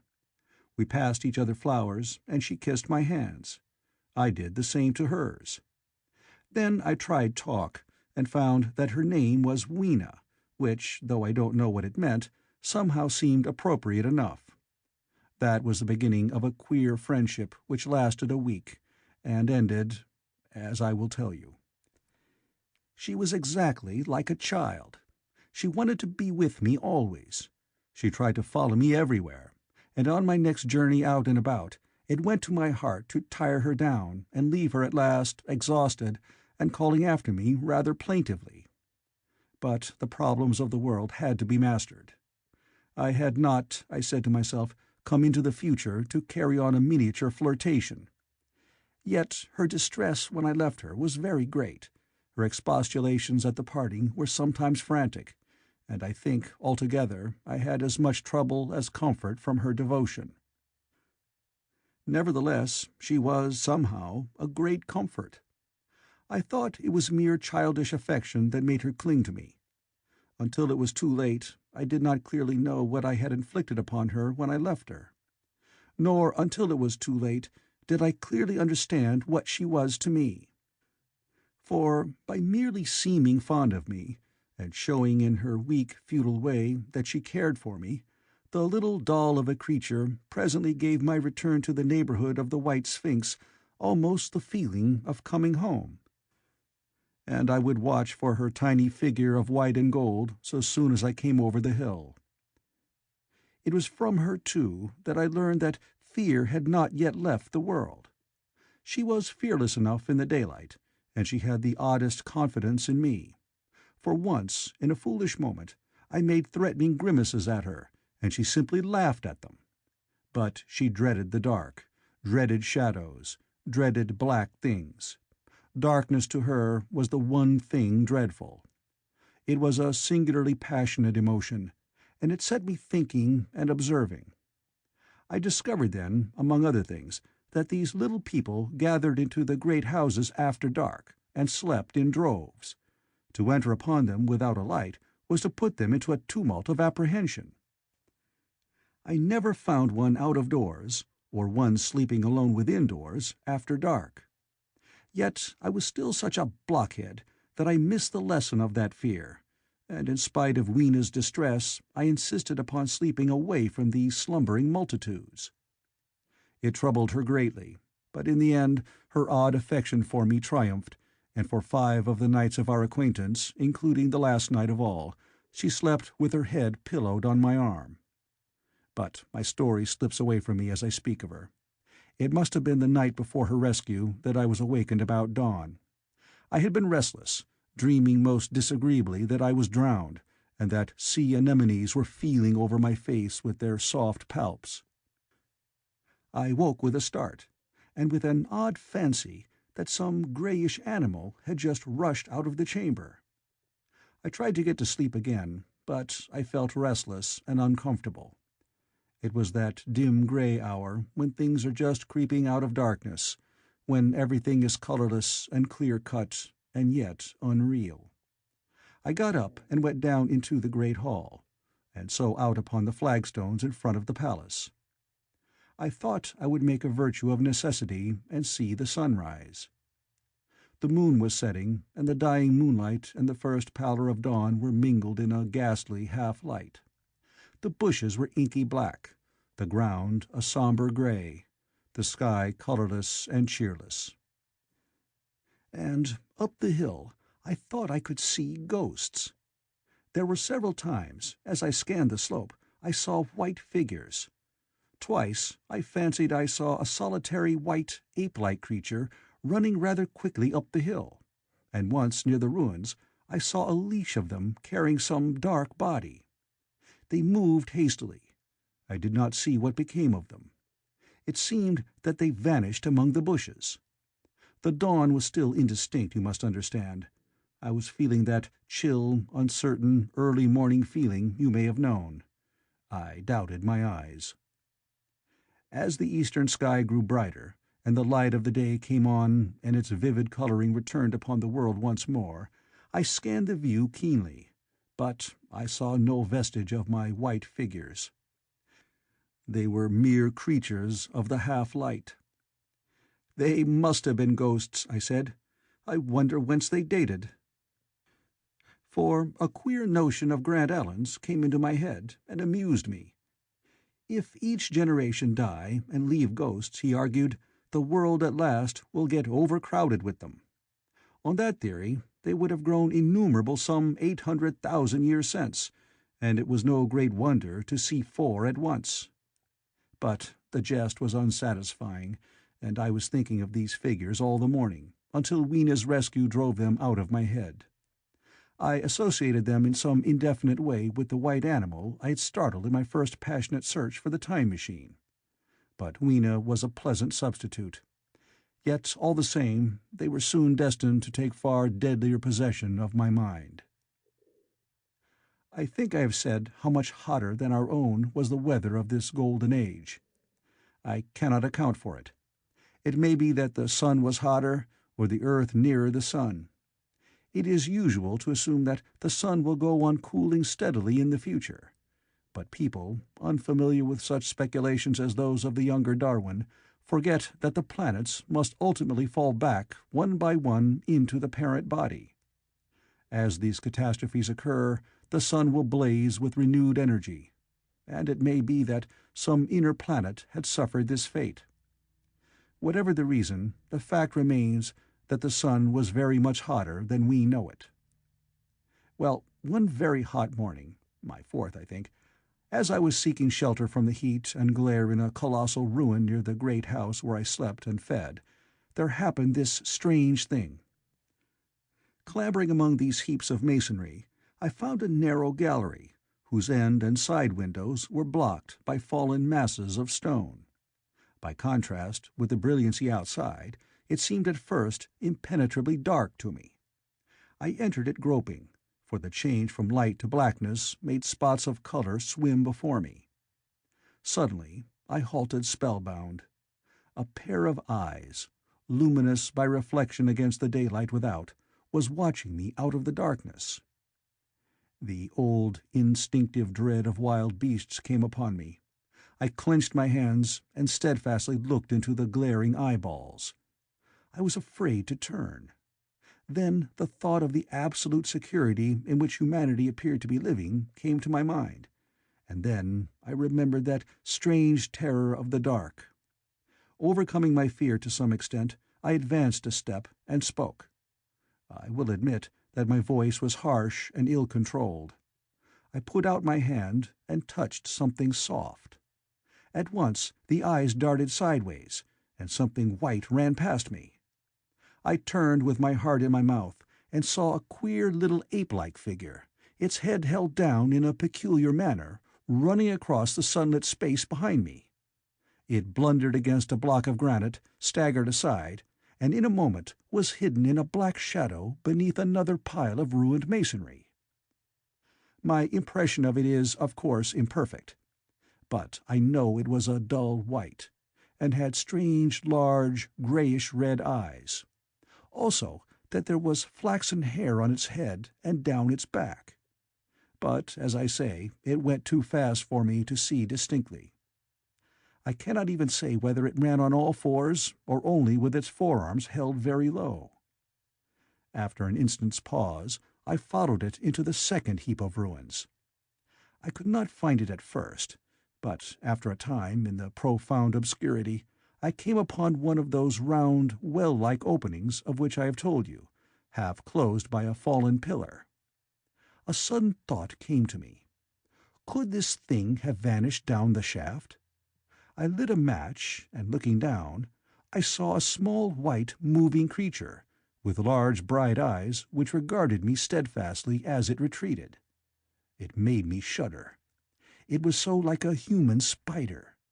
It was clambering down the wall, and now I saw for the first time a number of metal foot and hand rests forming a kind of ladder down the shaft.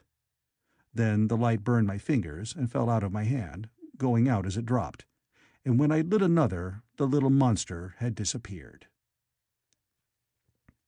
I do not know how long I sat peering down that well. It was not for some time that I could succeed in persuading myself that the thing I had seen was human. But gradually the truth dawned on me, that man had not remained one species, but had differentiated into two distinct animals, that my graceful children of the upper world were not the sole descendants of our generation, but that this bleached, obscene, nocturnal thing which had flashed before me was also heir to all the ages. I thought of the flickering pillars, and of my theory of an underground ventilation. I began to suspect their true import. And what, I wondered, was this lemur doing in my scheme of a perfectly balanced organization? How was it related to the indolent serenity of the beautiful upper-worlders? And what was hidden down there at the foot of that shaft? I sat upon the edge of the well, telling myself that, at any rate, there was nothing to fear, and that there I must descend for the solution of my difficulties. And withal, I was absolutely afraid to go. As I hesitated, two of the beautiful upper-world people came running in their amorous sport across the daylight in the shadow. The male pursued the female, flinging flowers at her as he ran. They seemed distressed to find me, my arm against the overturned pillar, peering down the well.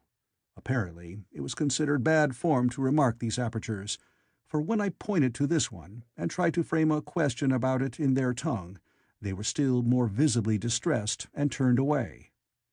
But they were interested by my matches, and I struck some to amuse them. I tried them again about the well, and again I failed. So presently I left them, meaning to go back to Weena, and see what I could get from her. But my mind was already in revolution. My guesses and impressions were slipping and sliding to a new adjustment. I had now a clue to the import of these wells, to the ventilating towers, to the mystery of the ghosts, to say nothing of a hint at the meaning of the bronze gates and the fate of the time machine. And, very vaguely, there came a suggestion towards the solution of the economic problem that had puzzled me. Here was the new view. Plainly, this second species of man was subterranean. There were three circumstances in particular which made me think that its rare emergence above ground was the outcome of a long-continued underground habit. In the first place, there was the bleached look common in most animals that live largely in the dark, the white fish of the Kentucky caves, for instance. Then, those large eyes, with that capacity for reflecting light, are common features of nocturnal things, witness the owl and the cat. And last of all, that evident confusion in the sunshine, that hasty yet fumbling awkward flight towards dark shadow, and that peculiar carriage of the head while in the light, all reinforced the theory of an extreme sensitiveness of the retina. Beneath my feet, then, the earth must be tunneled enormously, and these tunnelings were the habitats of the new race. The presence of ventilating shafts and wells along the hill slopes, everywhere in fact except along the river valley, showed how universal were its ramifications. What so natural, then, as to assume that it was in this artificial underworld that such work as was necessary to the comfort of the daylight race was done? The notion was so plausible that I at once accepted it, and went on to assume the how of this splitting of the human species. I dare say you will anticipate the shape of my theory, though, for myself, I very soon felt that it fell far short of the truth. At first, proceeding from the problems of our own age, it seemed clear as daylight to me that the gradual widening of the present merely temporary and social difference between the capitalist and the laborer was the key to the whole position. No doubt it will seem grotesque enough to you, and wildly incredible, and yet even now there are existing circumstances to point that way. There is a tendency to utilize underground space for the less ornamental purposes of civilization. There is the Metropolitan Railway in London, for instance. There are the new electric railways. There are subways. There are underground workrooms and restaurants, and they increase and multiply. Evidently, I thought, this tendency had increased till industry had gradually lost its birthright in the sky.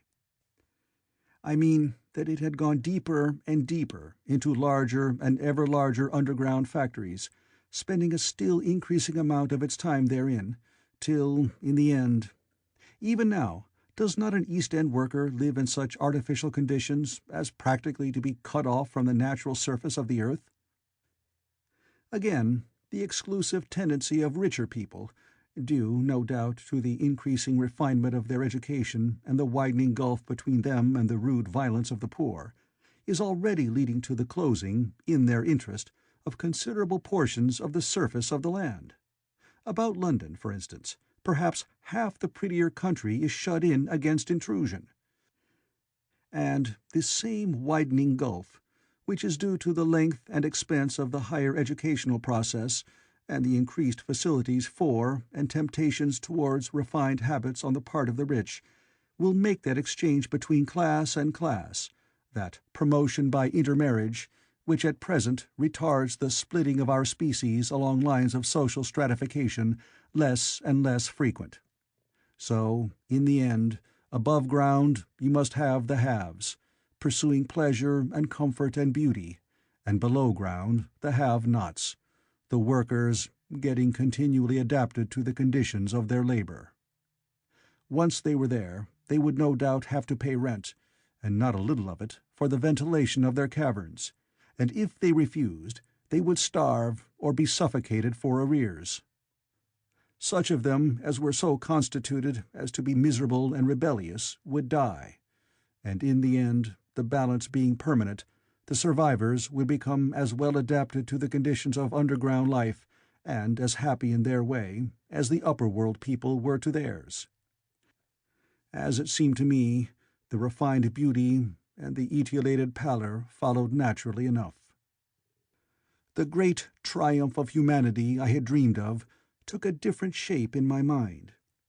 It had been no such triumph of moral education and general cooperation as I had imagined. Instead, I saw a real aristocracy, armed with a perfected science and working to a logical conclusion the industrial system of today.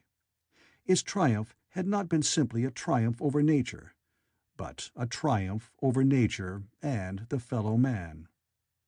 This, I must warn you, was my theory at the time. I had no convenient cicerone in the pattern of the utopian books. My explanation may be absolutely wrong. I still think it is the most plausible one.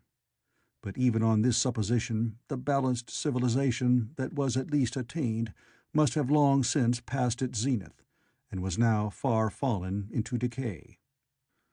The too perfect security of the upper-worlders had led them to a slow movement of degeneration, to a general dwindling in size, strength, and intelligence. That I could see clearly enough already. What had happened to the underworlders I did not yet suspect, but from what I had seen of the Morlocks, that, by the way, was the name by which the creatures were called, I could imagine that the modification of the human type was even far more profound than among the Eloi, the beautiful race that I already knew. Then came troublesome doubts. Why had the Morlocks taken my time machine? For I felt sure it was they who had taken it. Why, too, if the Eloi were masters, could they not restore the machine to me? And why were they so terribly afraid of the dark? I proceeded, as I have said, to question Weena about this underworld, but here again I was disappointed. At first she would not understand my questions, and presently she refused to answer them. She shivered as though the topic was unendurable, and when I pressed her, perhaps a little harshly, she burst into tears. They were the only tears, except my own, I ever saw in that golden age. When I saw them, I ceased abruptly to trouble about the Morlocks, and was only concerned in banishing these signs of the human inheritance from Weena's eyes. And very soon she was smiling and clapping her hands, while I solemnly burned a match. End of Chapter 5. Chapter 6. It may seem odd to you, but it was 2 days before I could follow up the new-found clue in what was manifestly the proper way. I felt a peculiar shrinking from those pallid bodies. They were just the half-bleached color of the worms and things one sees preserved in spirit in a zoological museum. And they were filthily cold to the touch. Probably my shrinking was largely due to the sympathetic influence of the Eloi, whose disgust of the Morlocks I now began to appreciate. The next night I did not sleep well. Probably my health was a little disordered. I was oppressed with perplexity and doubt. Once or twice I had a feeling of intense fear, for which I could perceive no definite reason. I remember creeping noiselessly into the great hall, where the little people were sleeping in the moonlight. That night Weena was among them, and feeling reassured by their presence. It occurred to me even then that in the course of a few days the moon must pass through its last quarter, and the nights grow dark, when the appearances of these unpleasant creatures from below, these whitened lemurs, this new vermin that had replaced the old, might be more abundant. And on both these days I had the restless feeling of one who shirks an inevitable duty. I felt assured that the time machine was only to be recovered by boldly penetrating these underground mysteries. Yet I could not face the mystery. If only I had had a companion, it would have been different. But I was so horribly alone, and even to clamber down into the darkness of the well appalled me. I don't know if you will understand my feeling, but I never felt quite safe at my back. It was this restlessness, this insecurity perhaps, that drove me further and further afield in my exploring expeditions. Going to the southwestward, towards the rising country that is now called Combe Wood, I observed far off, in the direction of 19th-century Banstead, a vast green structure, different in character from any I had hitherto seen.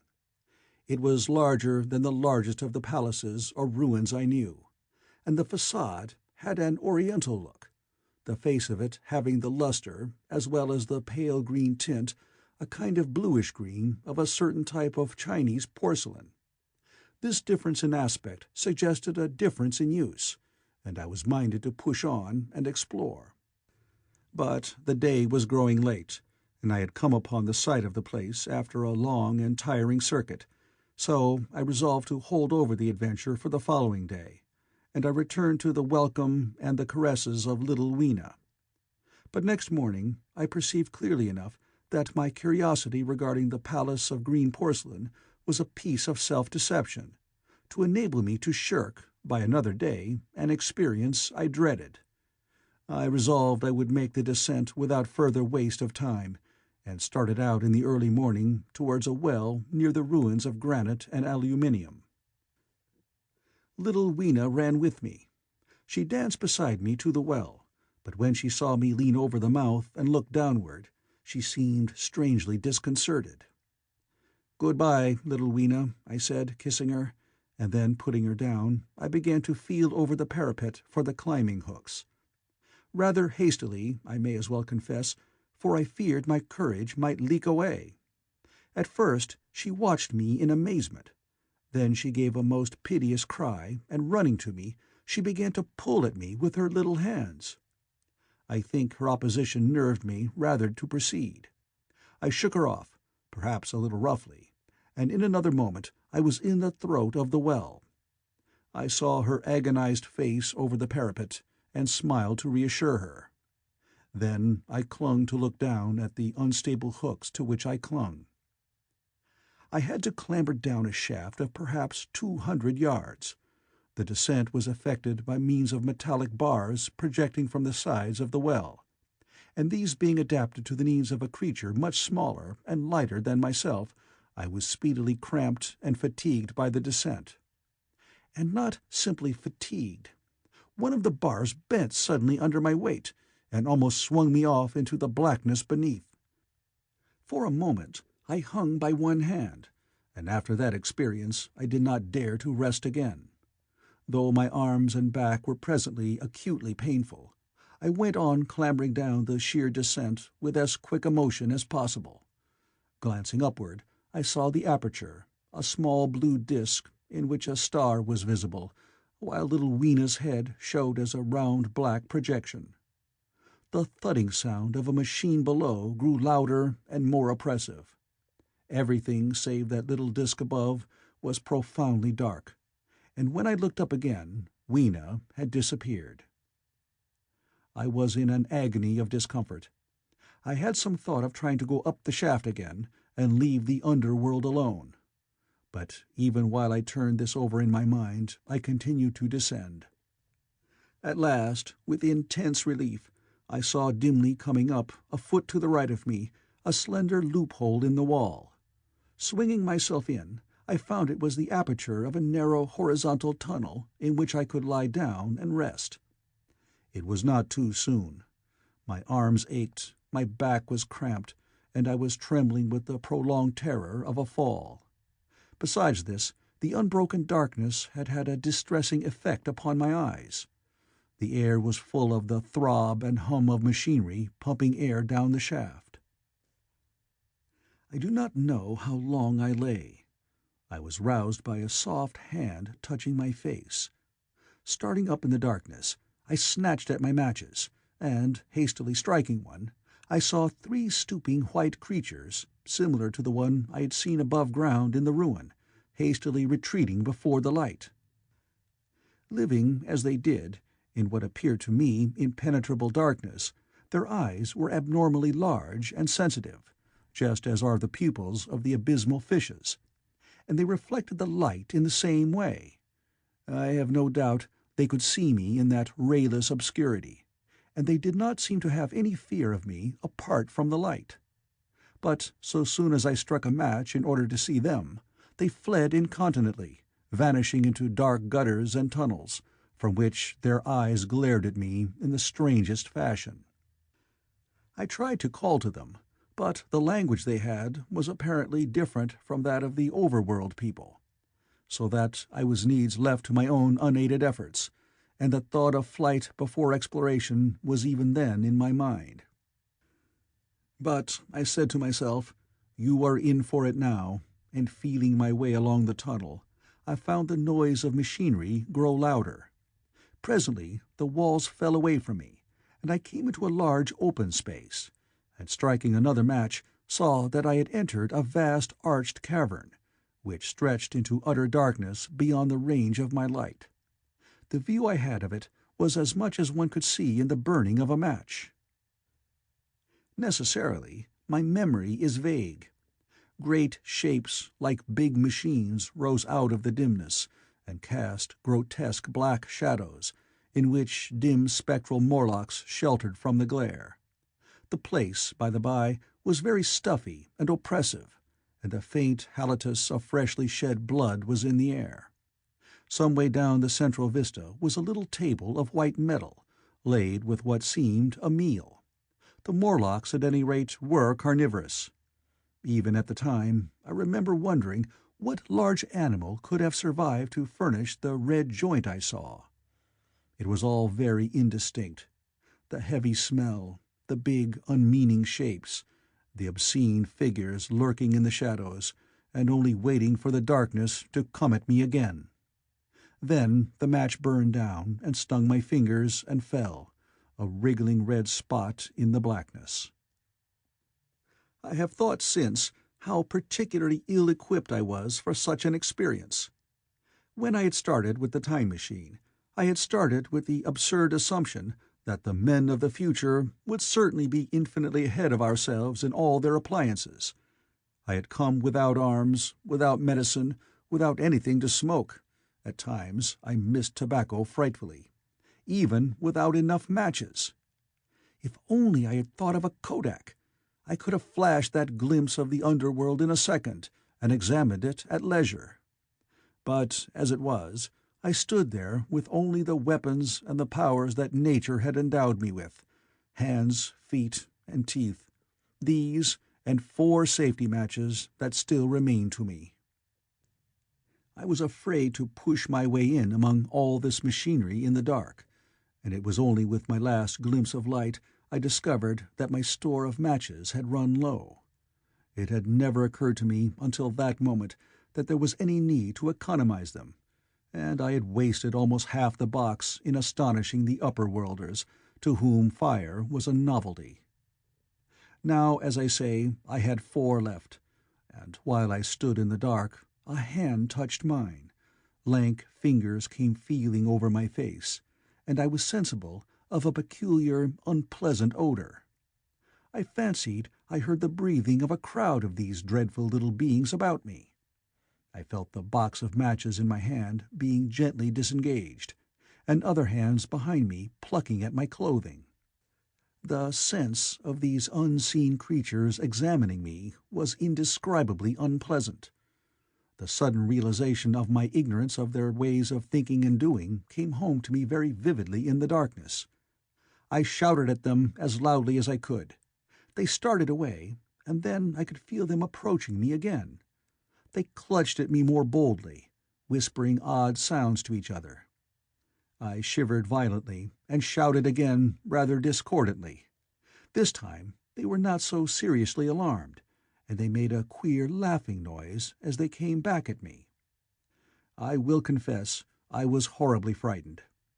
I determined to strike another match and escape under the protection of its glare. I did so, and, eking out the flicker with a scrap of paper from my pocket, I made good my retreat to the narrow tunnel. But I had scarce entered this when my light was blown out, and in the darkness I could hear the Morlocks rustling like wind among leaves, and pattering like the rain as they hurried after me. In a moment I was clutched by several hands, and there was no mistaking that they were trying to haul me back. I struck another light, and waved it in their dazzled faces. You can scarce imagine how nauseatingly inhuman they looked, those pale, chinless faces, and great, lidless, pinkish-grey eyes, as they stared in their blindness and bewilderment. But I did not stay to look, I promise you.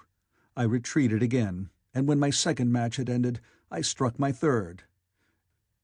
It had almost burned through when I reached the opening into the shaft. I laid down on the edge, for the throb of the great pump below made me giddy. Then I felt sideways for the projecting hooks, and as I did so, my feet were grasped from behind, and I was violently tugged backward. I lit my last match, and it incontinently went out.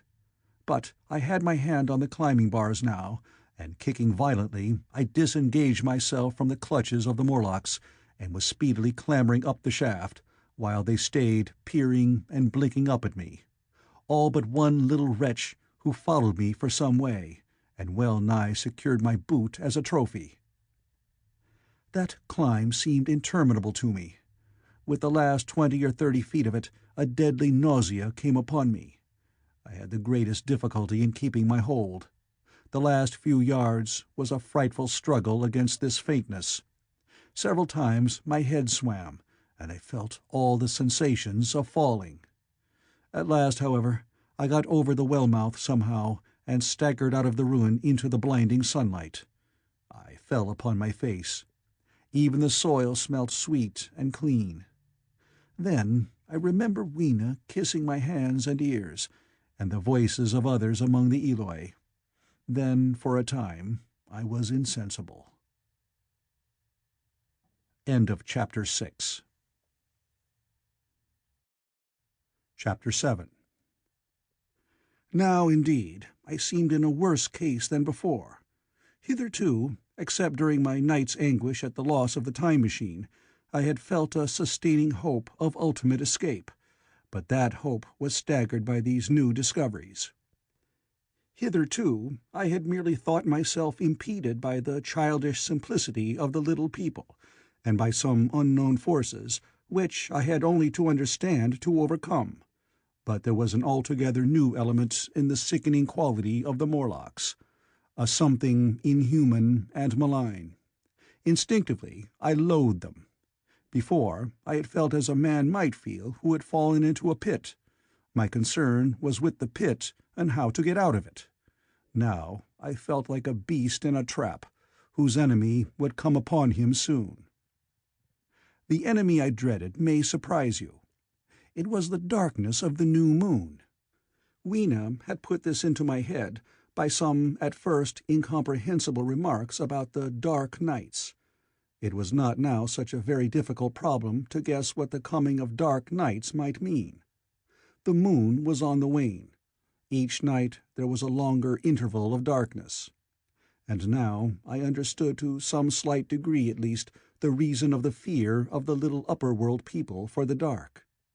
I wondered vaguely what foul villainy it might be that the Morlocks did under the new moon.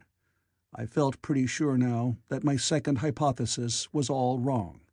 The upper-world people might once have been the favored aristocracy, and the Morlocks their mechanical servants. But that had long since passed away. The two species that had resulted from the evolution of man were sliding down towards, or had already arrived at, an altogether new relationship. The Eloi, like the Carolingian kings, had decayed to a mere beautiful futility. They still possessed the earth on sufferance, since the Morlocks, subterranean for innumerable generations, had come at last to find the daylit surface intolerable. And the Morlocks made their garments, I inferred, and maintained them in their habitual needs, perhaps through the survival of an old habit of service. They did it as a standing horse paws with his foot, or as a man enjoys killing animals in sport, because ancient and departed necessities had impressed it on the organism. But clearly the old order was already in part reversed. The nemesis of the delicate ones was creeping on apace. Ages ago, thousands of generations ago, man had thrust his brother man out of the ease and the sunshine, and now that brother was coming back changed. Already the Eloi had begun to learn one old lesson anew. They were becoming reacquainted with fear. And suddenly there came into my head the memory of the meat I had seen in the underworld.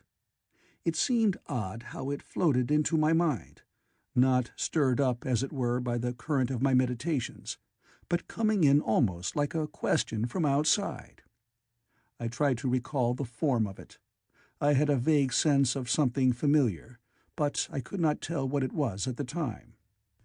Still, however helpless the little people in the presence of their mysterious fear, I was differently constituted. I came out of this age of ours, this ripe prime of the human race, when fear does not paralyze and mystery has lost its terrors. I, at least, would defend myself. Without further delay, I determined to make myself arms and a fastness where I might sleep. With that refuge as a base, I could face this strange world with some of that confidence I had lost in realizing to what creatures night by night I lay exposed. I felt I could never sleep again until my bed was secure from them. I shuddered with horror to think how they must already have examined me. I wandered during the afternoon along the valley of the Thames, but found nothing that commended itself to my mind as inaccessible. All the buildings and trees seemed easily practical to such dexterous climbers as the Morlocks, to judge by their wells, must be. Then the tall pinnacles of the Palace of Green Porcelain and the polished gleam of its walls came back to my memory, and in the evening, taking Weena like a child upon my shoulder, I went up the hills towards the southwest. The distance, I had reckoned, was 7 or 8 miles, but it must have been nearer 18. I had first seen the place on a moist afternoon, when distances are deceptively diminished. In addition, the heel of one of my shoes was loose, and a nail was working through the sole. They were comfortable old shoes I wore about indoors, so that I was lame. And it was already long past sunset when I came in sight of the palace, silhouetted black against the pale yellow of the sky. Weena had been hugely delighted when I began to carry her, but after a while she desired me to let her down and ran along by the side of me, occasionally darting off on either hand to pick flowers to stick in my pockets. My pockets had always puzzled Weena, but at the last she had concluded that they were an eccentric kind of vase for floral decoration. At least she utilized them for that purpose. And that reminds me, in changing my jacket I found— The time-traveler paused, put his hand into his pocket, and silently placed 2 withered flowers, not unlike very large white mallows, upon the little table. Then he resumed his narrative. As the hush of the evening crept over the world, and we proceeded over the hill crest towards Wimbledon, Weena grew tired and wanted to return to the house of grey stone.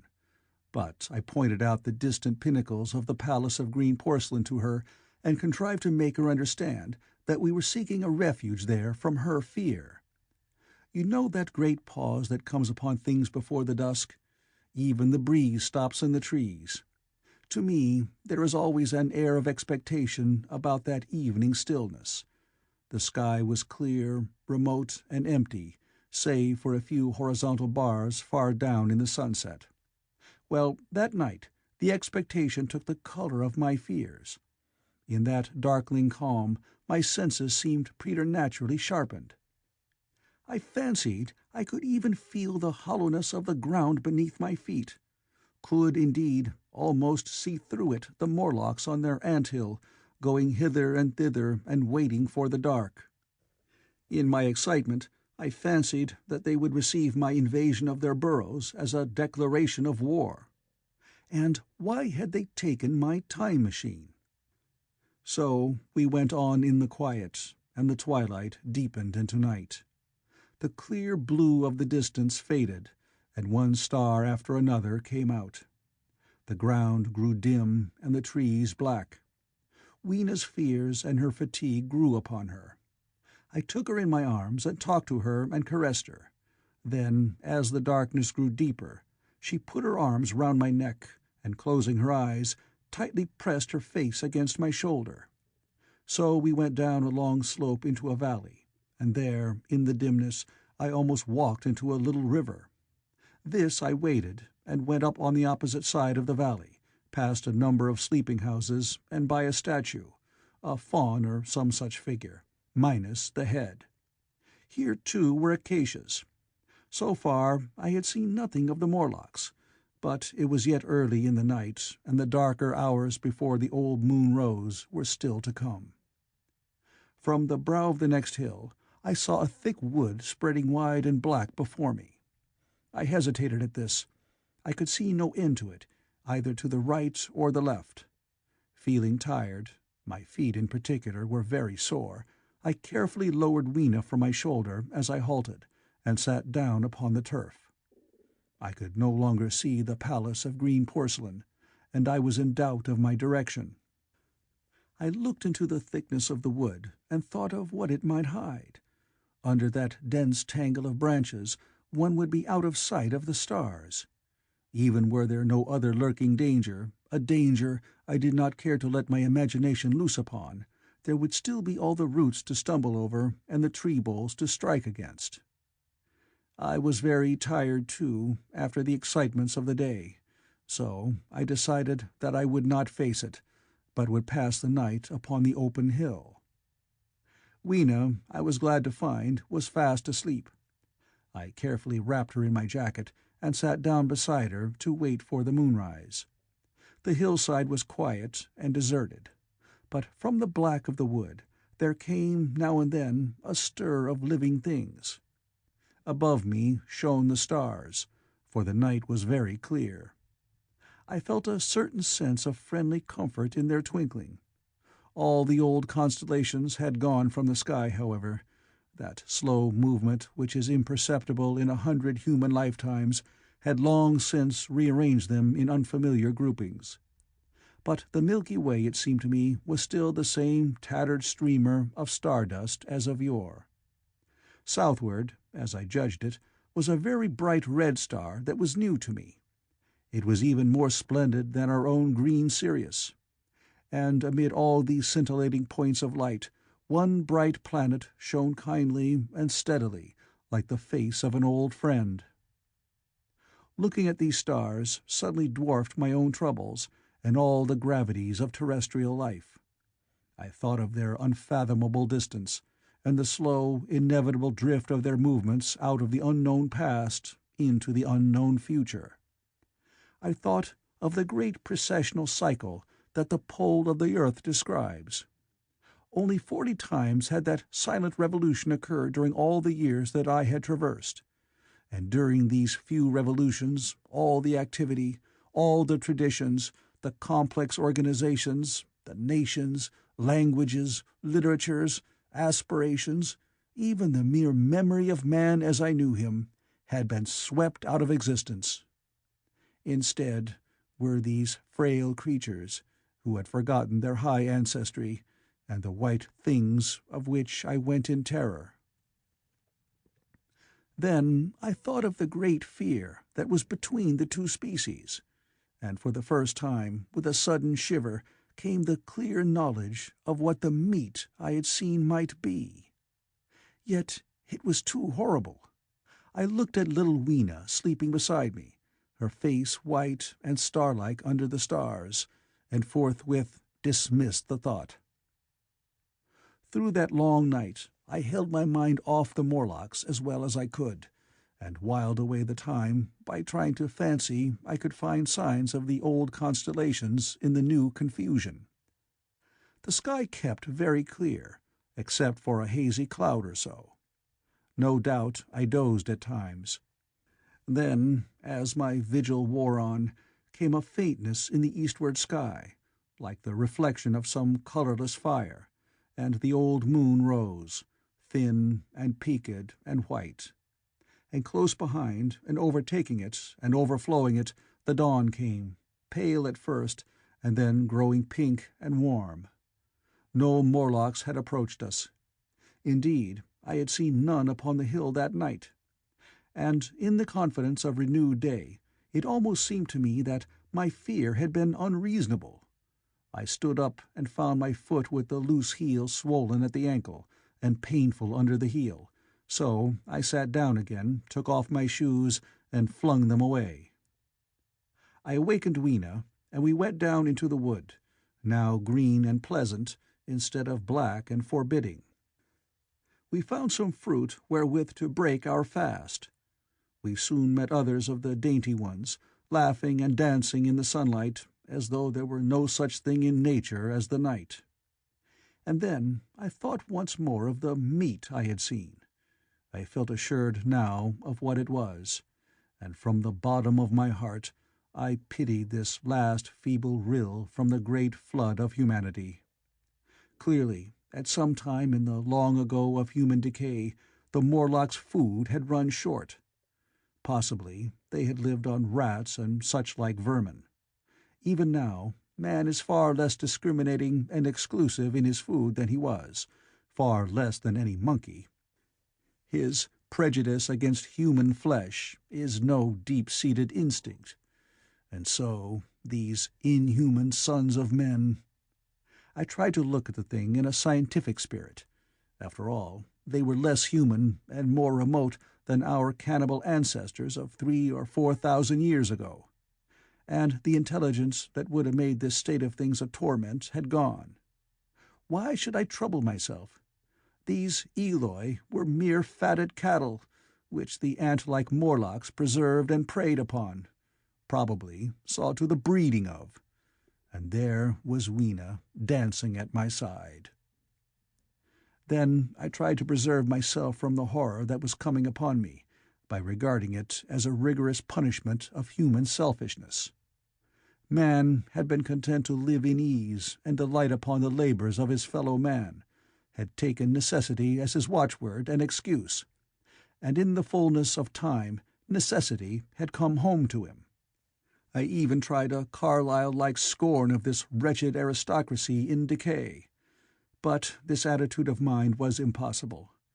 However great their intellectual degradation, the Eloi had kept too much of the human form not to claim my sympathy, and to make me perforce a sharer in their degradation and their fear. I had at that time very vague ideas as to the course I should pursue. My first was to secure some safe place of refuge, and to make myself such arms of metal or stone as I could contrive. That necessity was immediate. In the next place, I hoped to procure some means of fire, so that I should have the weapon of a torch at hand, for nothing, I knew, would be more efficient against these Morlocks. Then I wanted to arrange some contrivance to break open the doors of bronze under the White Sphinx. I had in mind a battering ram. I had a persuasion that if I could enter those doors and carry a blaze of light before me, I should discover the time machine and escape. I could not imagine the Morlocks were strong enough to move it far away. Weena I had resolved to bring with me to our own time, and, turning such schemes over in my mind, I pursued our way towards the building which my fancy had chosen as our dwelling. End of Chapter 7. Chapter 8. I found the palace of green porcelain, when we approached it about noon, deserted and falling into ruin. Only ragged vestiges of glass remained in its windows, and great sheets of the green facing had fallen away from the corroded metallic framework.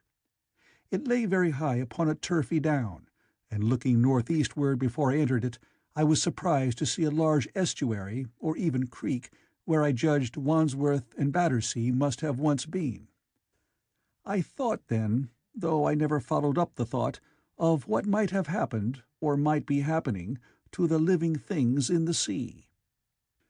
The material of the palace proved on examination to be indeed porcelain, and along the face of it I saw an inscription in some unknown character. I thought, rather foolishly, that Weena might help me to interpret this, but I only learned that the bare idea of writing had never entered her head. She always seemed to me, I fancy, more human than she was, perhaps because her affection was so human. Within the big valves of the door, which were open and broken, we found, instead of the customary hall, a long gallery lit by many side windows. At the first glance I was reminded of a museum. The tiled floor was thick with dust, and a remarkable array of miscellaneous objects was shrouded in the same grey covering. Then I perceived, standing strange and gaunt in the center of the hall, what was clearly the lower part of a huge skeleton. I recognized by the oblique feet that it was some extinct creature after the fashion of the megatherium. The skull and upper bones lay beside it in the thick dust, and in one place, where rainwater had dropped through a leak in the roof, the thing itself had been worn away. Further in the gallery was the huge skeleton barrel of a brontosaurus. My museum hypothesis was confirmed. Going towards the side, I found what appeared to be sloping shelves, and clearing away the thick dust, I found the old familiar glass cases of our own time. But they must have been air-tight, to judge from the fair preservation of some of their contents. Clearly, we stood among the ruins of some latter-day South Kensington. Here, apparently, was the paleontological section, and a very splendid array of fossils it must have been, though the inevitable process of decay that had been staved off for a time, and had, through the extinction of bacteria and fungi, lost 99/100ths of its force, was nevertheless with extreme sureness, if with extreme slowness, at work again upon all its treasures. Here and there I found traces of the little people in the shape of rare fossils broken to pieces, or threaded in strings upon reeds. And the cases had in some instances been bodily removed, by the Morlocks as I judged. The place was very silent. The thick dust deadened our footsteps. Weena, who had been rolling a sea urchin down the sloping glass of a case, presently came as I stared about me and very quietly took my hand and stood beside me. And at first I was so much surprised by this ancient monument of an intellectual age that I gave no thought to the possibilities it presented. Even my preoccupation about the time machine receded a little from my mind. To judge from the size of the place, this palace of green porcelain had a great deal more in it than a gallery of paleontology, possibly historical galleries. It might be even a library. To me, at least in my present circumstances, these would be vastly more interesting than this spectacle of old-time geology in decay. Exploring, I found another short gallery running transversely to the first. This appeared to be devoted to minerals, and the sight of a block of sulphur set my mind running on gunpowder. But I could find no saltpeter. Indeed, no nitrates of any kind. Doubtless they had deliquesced ages ago. Yet the sulphur hung in my mind, and set up a train of thinking. As for the rest of the contents of that gallery, though on the whole they were the best preserved of all I saw, I had little interest. I am no specialist in mineralogy, and I went on down a very ruinous aisle running parallel to the first hall I had entered. Apparently this section had been devoted to natural history, but everything had long since passed out of recognition. A few shriveled and blackened vestiges of what had once been stuffed animals, desiccated mummies in jars that had once held spirit, a brown dust of departed plants, that was all. I was sorry for that, because I should have been glad to trace the patent readjustments by which the conquest of animated nature had been attained. Then we came to a gallery of simply colossal proportions, but singularly ill-lit, the floor of it running downward at a slight angle from the end at which I entered. At intervals white globes hung from the ceiling, many of them cracked and smashed, which suggested that originally the place had been artificially lit. Here I was more in my element, for rising on either side of me were the huge bulks of big machines, all greatly corroded and many broken down, but some still fairly complete. You know, I have a certain weakness for mechanism, and I was inclined to linger among these, the more so as for the most part they had the interest of puzzles, and I could make only the vaguest guesses at what they were for. I fancied that if I could solve their puzzles, I should find myself in possession of powers that might be of use against the Morlocks. Suddenly Weena came very close to my side, so suddenly that she startled me. Had it not been for her, I do not think I should have noticed that the floor of the gallery sloped at all. Footnote: It may be, of course, that the floor did not slope, but that the museum was built into the side of a hill. Editor. The end I had come in at was quite above ground, and was lit by rare, slit-like windows. As you went down the length, the ground came up against these windows, until at last there was a pit, like the area of a London house, before each, and only a narrow line of daylight at the top. I went slowly along, puzzling about the machines, and had been too intent upon them to notice the gradual diminution of the light, until Weena's increasing apprehensions drew my attention. Then I saw that the gallery ran down at last into a thick darkness. I hesitated, and then, as I looked round me, I saw that the dust was less abundant and its surface less even. Further away towards the dimness, it appeared to be broken by a number of small, narrow footprints. My sense of the immediate presence of the Morlocks revived at that. I felt that I was wasting my time in the academic examination of machinery. I called to mind that it was already far advanced in the afternoon, and that I had still no weapon, no refuge, and no means of making a fire. And then, down in the remote blackness of the gallery, I heard a peculiar pattering, and the same odd noises I had heard down the well. I took Weena's hand. Then, struck with a sudden idea, I left her and turned to a machine from which projected a lever not unlike those in a signal box. Clambering up the stand and grasping this lever in my hands, I put all my weight upon it sideways. Suddenly Weena, deserted in the central aisle, began to whimper. I had judged the strength of the lever pretty correctly, for it snapped after a minute's strain, and I rejoined her with a mace in my hand, more than sufficient, I judged, for any Morlock skull I might encounter. And I longed very much to kill a Morlock or so. Very inhuman, you may think, to want to go killing one's own descendants. But it was impossible, somehow, to feel any humanity in the things. Only my disinclination to leave Weena, and a persuasion that if I began to slake my thirst for murder, my time machine might suffer, restrained me from going straight down the gallery and killing the brutes I heard. Well, mace in one hand and Weena in the other, I went out of that gallery and into another and still larger one, which, at the first glance, reminded me of a military chapel hung with tattered flags. The brown and charred rags that hung from the sides of it I presently recognized as the decaying vestiges of books. They had long since dropped to pieces, and every semblance of print had left them. But here and there were warped boards and cracked metallic clasps that told the tale well enough. Had I been a literary man, I might, perhaps, have moralized upon the futility of all ambition. But as it was, the thing that struck me with the keenest force was the enormous waste of labor to which this sombre wilderness of rotting paper testified.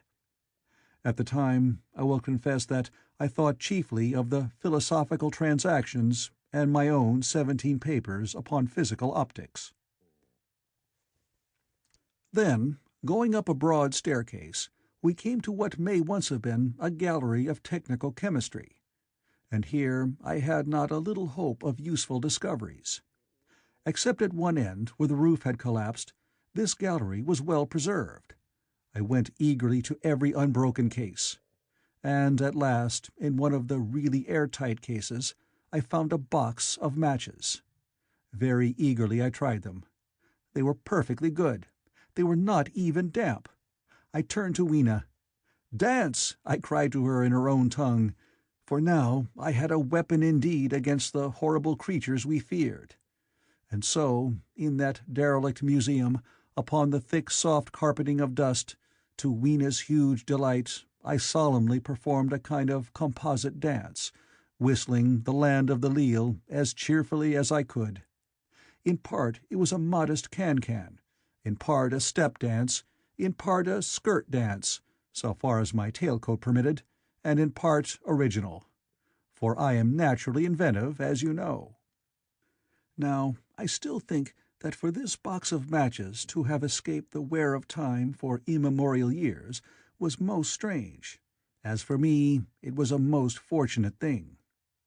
Yet, oddly enough, I found a far unlikelier substance, and that was camphor.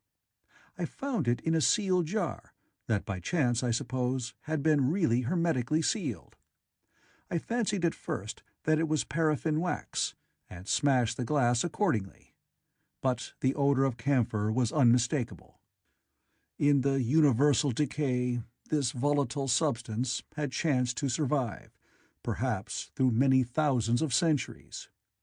It reminded me of a sepia painting I had once seen done from the ink of a fossil belemnite that must have perished and become fossilized millions of years ago.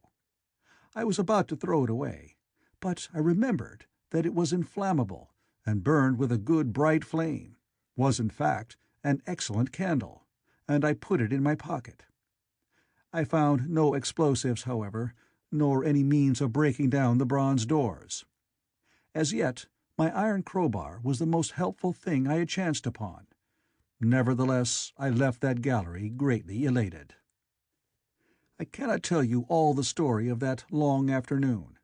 It would require a great effort of memory to recall my explorations in at all the proper order.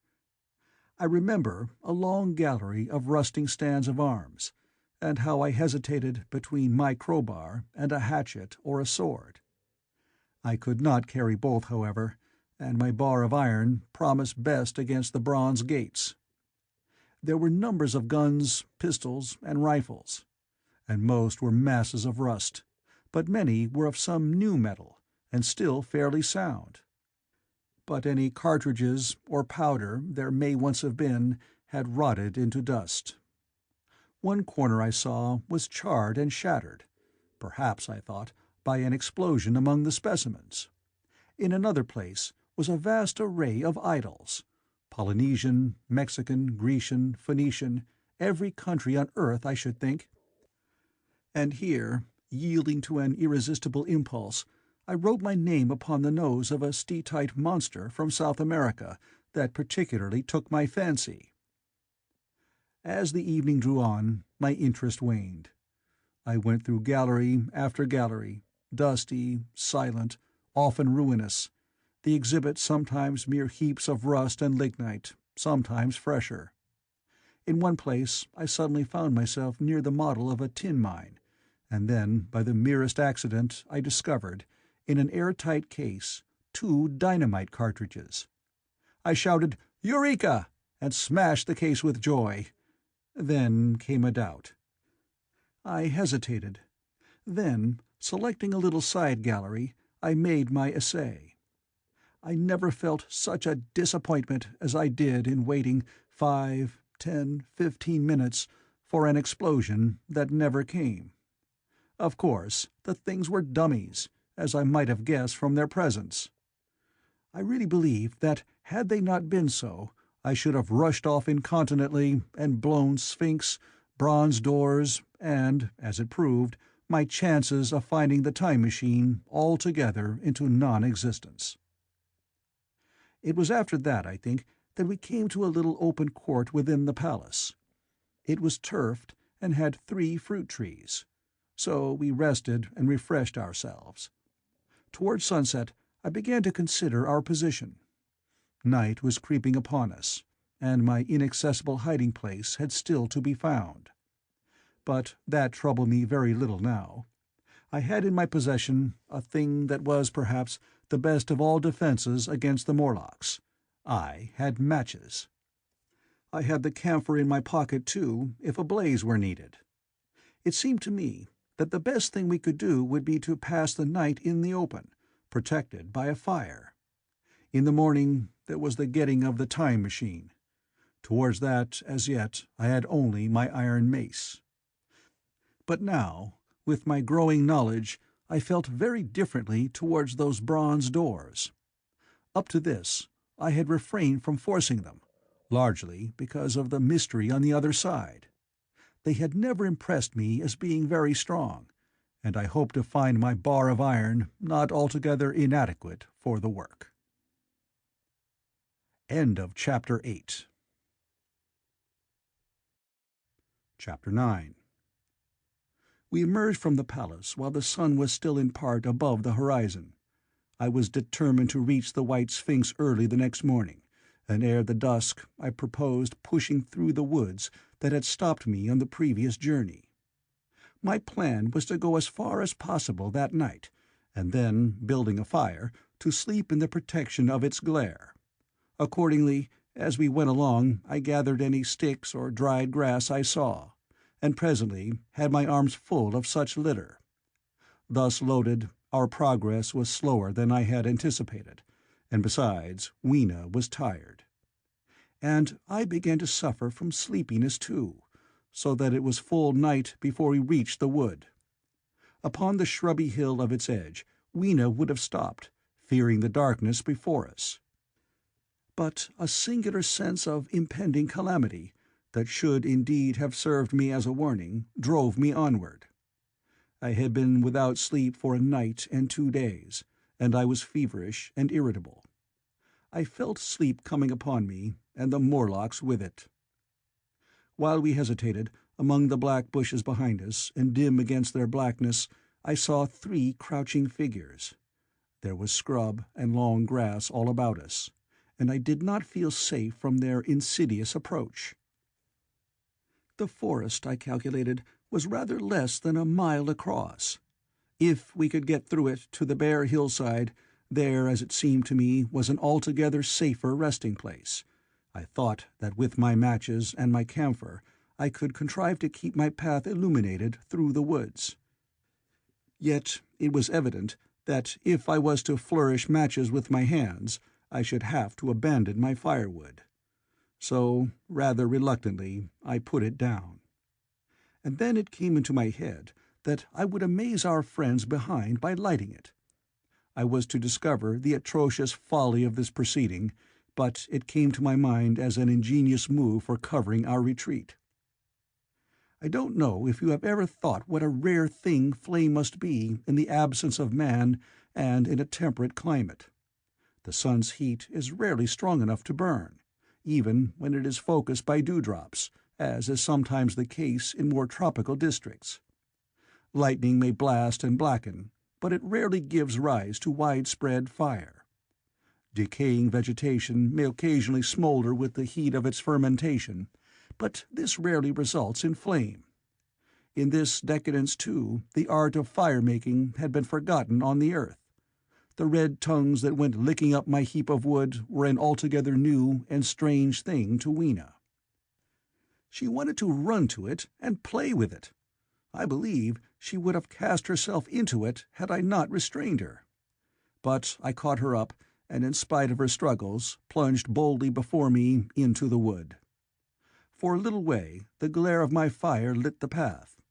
Looking back presently, I could see, through the crowded stems, that from my heap of sticks the blaze had spread to some bushes adjacent, and a curved line of fire was creeping up the grass of the hill. I laughed at that, and turned again to the dark trees before me. It was very black, and Weena clung to me convulsively, but there was still, as my eyes grew accustomed to the darkness, sufficient light for me to avoid the stems. Overhead it was simply black, except where a gap of remote blue sky shone down upon us here and there. I struck none of my matches, because I had no hand free. Upon my left arm I carried my little one, in my right hand I had my iron bar. For some way I heard nothing but the crackling twigs under my feet, the faint rustle of the breeze above, and my own breathing and the throb of the blood vessels in my ears. Then I seemed to know of a pattering about me. I pushed on grimly. The pattering grew more distinct, and then I caught the same queer sound and voices I had heard in the underworld. There were evidently several of the Morlocks, and they were closing in upon me. Indeed, in another minute I felt a tug at my coat, then something at my arm, and Weena shivered violently and became quite still. It was time for a match, but to get one I must put her down. I did so, and as I fumbled with my pocket, a struggle began in the darkness about my knees, perfectly silent on her part, and with the same peculiar cooing sounds from the Morlocks. Soft little hands, too, were creeping over my coat and back, touching even my neck. Then the match scratched and fizzed. I held it flaring, and saw the white backs of the Morlocks in flight amid the trees. I hastily took a lump of camphor from my pocket, and prepared to light it as soon as the match should wane. Then I looked at Weena. She was lying clutching my feet, and quite motionless, with her face to the ground. With a sudden fright, I stooped to her. She seemed scarcely to breathe. I lit the block of camphor and flung it to the ground, and as it split and flared up and drove back the Morlocks and the shadows, I knelt down and lifted her. The wood behind seemed full of the stir and murmur of a great company. She seemed to have fainted. I put her carefully upon my shoulder and rose to push on, and then there came a horrible realization. In manoeuvring with my matches and Weena, I had turned myself about several times, and now I had not the faintest idea in what direction lay my path. For all I knew, I might be facing back towards the Palace of Green Porcelain. I found myself in a cold sweat. I had to think rapidly what to do. I determined to build a fire and encamp where we were. I put Weena, still motionless, down upon a turfy bowl, and very hastily, as my first lump of camphor waned, I began collecting sticks and leaves. Here and there, out of the darkness round me, the Morlock's eyes shone like carbuncles. The camphor flickered and went out. I lit a match, and as I did so, two white forms that had been approaching Weena dashed hastily away. One was so blinded by the light that he came straight for me, and I felt his bones grind under the blow of my fist. He gave a whoop of dismay, staggered a little way, and fell down. I lit another piece of camphor and went on gathering my bonfire. Presently I noticed how dry was some of the foliage above me, for since my arrival on the time machine, a matter of a week, no rain had fallen. So instead of casting about among the trees for fallen twigs, I began leaping up and dragging down branches. Very soon I had a choking, smoky fire of green wood and dry sticks, and could economize my camphor. Then I turned to where Lena lay beside my iron mace. I tried what I could to revive her, but she lay like one dead. I could not even satisfy myself whether or not she breathed. Now the smoke of the fire beat over towards me, and it must have made me heavy of a sudden. Moreover, the vapor of camphor was in the air. My fire would not need replenishing for an hour or so. I felt very weary after my exertion, and sat down. The wood, too, was full of a slumberous murmur that I did not understand. I seemed just to nod and open my eyes. But all was dark, and the Morlocks had their hands upon me. Flinging off their clinging fingers, I hastily felt in my pocket for the matchbox, and it had gone. Then they gripped and closed with me again. In a moment I knew what had happened. I had slept, and my fire had gone out, and the bitterness of death came over my soul. The forest seemed full of the smell of burning wood. I was caught by the neck, by the hair, by the arms, and pulled down. It was indescribably horrible in the darkness to feel all those soft creatures heaped upon me. I felt as if I was in a monstrous spider's web. I was overpowered and went down. I felt little teeth nipping at my neck. I rolled over, and as I did so, my hand came against my iron lever. It gave me strength. I struggled up, shaking the human rats from me, and holding the bar short, I thrust where I judged their faces might be. I could feel the succulent giving of flesh and bone under my blows, and for a moment I was free. The strange exultation that so often seems to accompany hard fighting came upon me. I knew that both I and Weena were lost, but I determined to make the Morlocks pay for their meat. I stood with my back to a tree, swinging the iron bar before me. The whole wood was full of the stir and cries of them. A minute passed. Their voices seemed to rise to a higher pitch of excitement, and their movements grew faster. Yet none came within reach. I stood glaring at the blackness. Then suddenly came hope. What if the Morlocks were afraid? And close on the heels of that came a strange thing. The darkness seemed to grow luminous. Very dimly I began to see the Morlocks about me. 3 battered at my feet, and then I recognized, with incredulous surprise, that the others were running, in an incessant stream, as it seemed, from behind me and away through the wood in front. And their backs seemed no longer white, but reddish. As I stood agape, I saw a little red spark go drifting across a gap of starlight between the branches and vanish.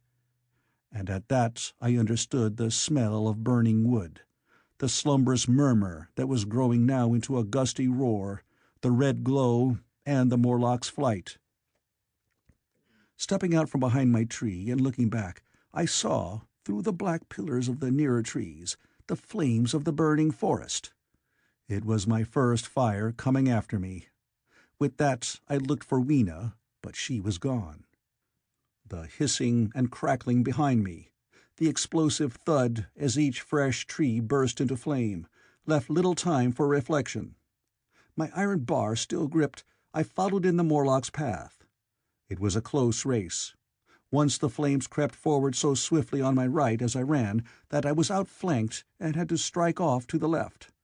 But at last I emerged upon a small open space, and as I did so, a Morlock came blundering towards me, and past me, and went on straight into the fire. And now I was able to see the most weird and horrible thing, I think, of all that I beheld in that future age. This whole space was as bright as day, with the reflection of the fire.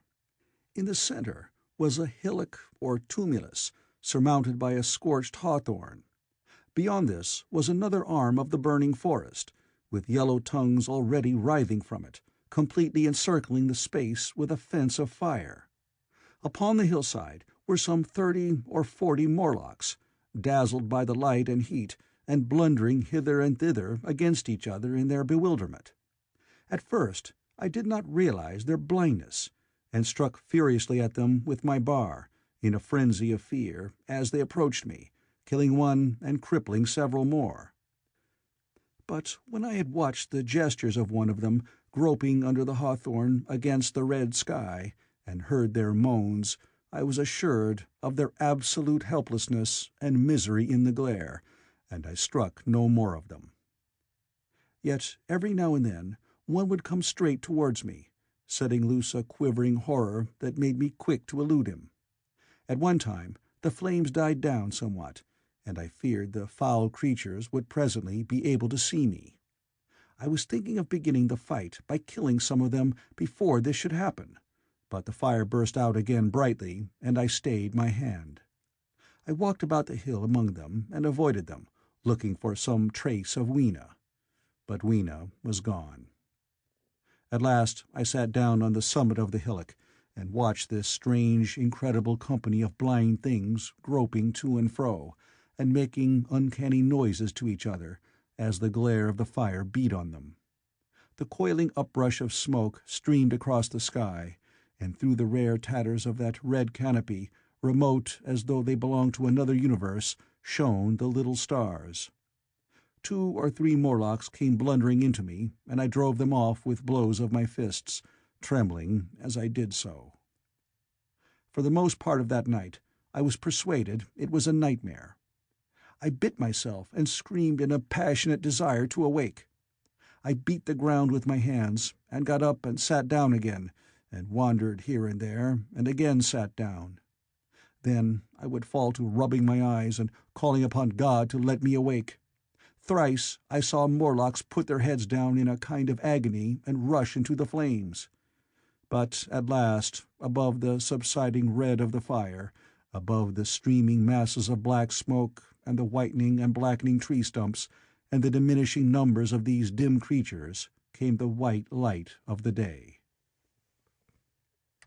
I searched again for traces of Weena, but there were none. It was plain that they had left her poor little body in the forest. I cannot describe how it relieved me to think that it had escaped the awful fate to which it seemed destined. As I thought of that, I was almost moved to begin a massacre of the helpless abominations about me, but I contained myself. The hillock, as I have said, was a kind of island in the forest. From its summit I could now make out through a haze of smoke the palace of green porcelain, and from that I could get my bearings for the White Sphinx. And so, leaving the remnant of these damned souls still going hither and thither and moaning, as the day grew clearer, I tied some grass about my feet and limped on across smoking ashes and among black stems that still pulsated internally with fire, towards the hiding-place of the time machine. I walked slowly, for I was almost exhausted as well as lame, and I felt the intensest wretchedness for the horrible death of little Weena. It seemed an overwhelming calamity. Now, in this old familiar room, it is more like the sorrow of a dream than an actual loss. But that morning it left me absolutely lonely again, terribly alone. I began to think of this house of mine, of this fireside, of some of you, and with such thoughts came a longing that was pain. But as I walked over the smoking ashes under the bright morning sky, I made a discovery.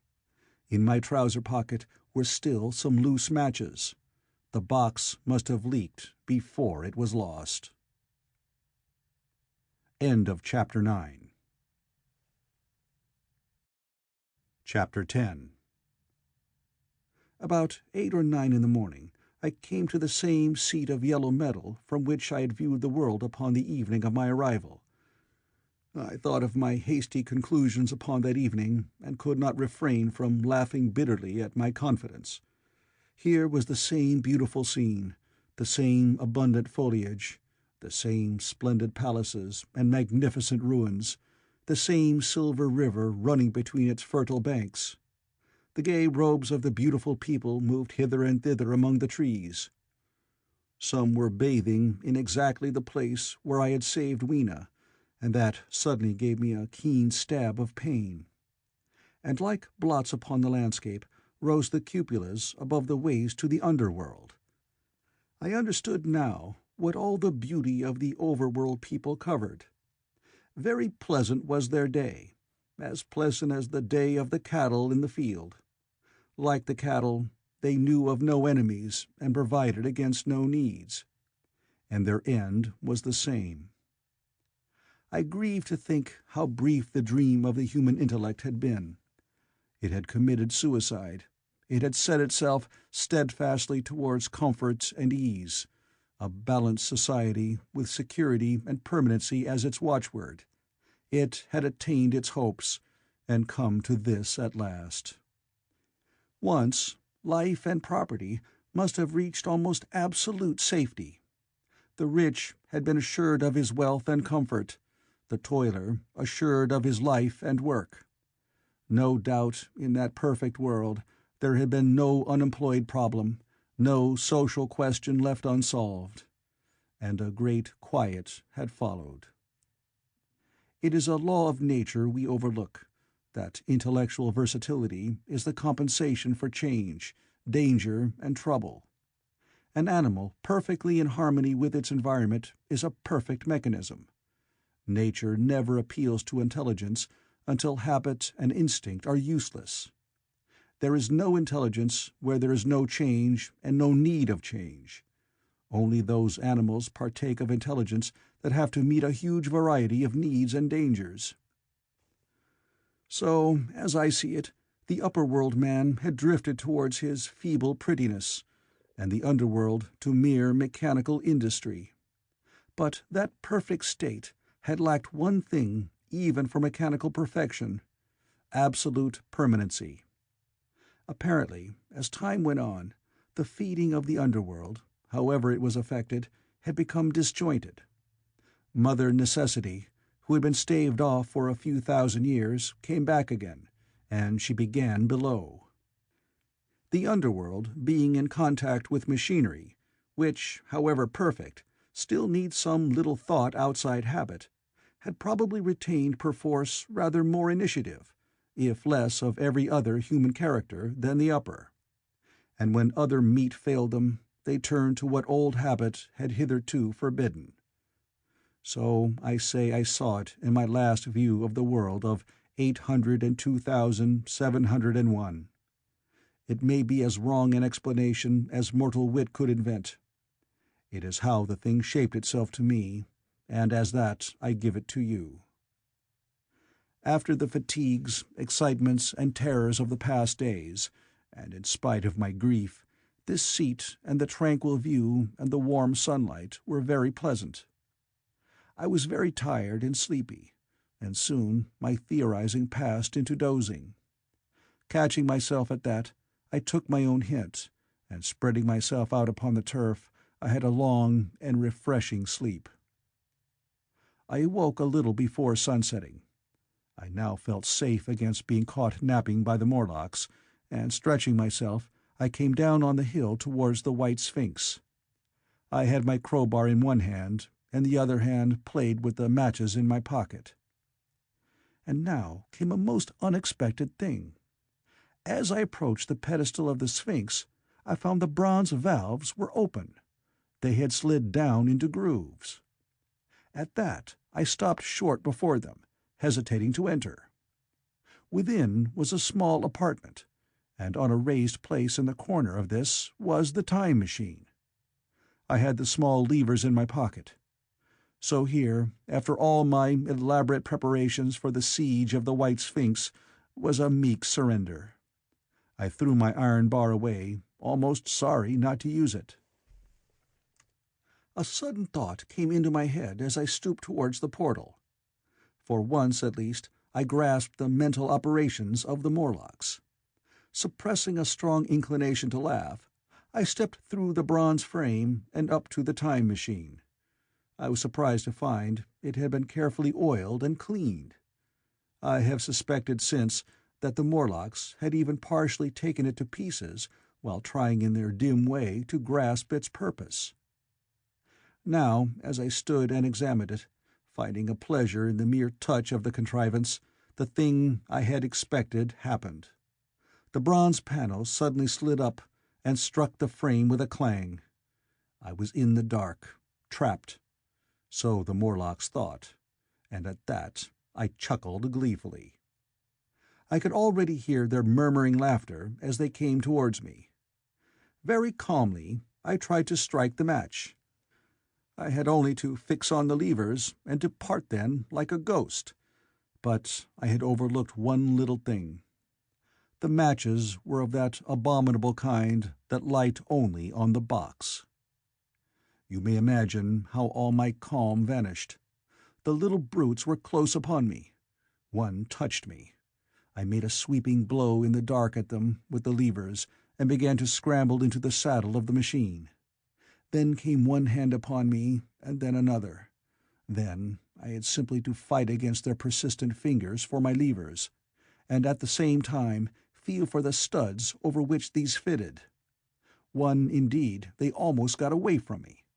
As it slipped from my hand, I had to butt in the dark with my head. I could hear the Morlock's skull ring to recover it.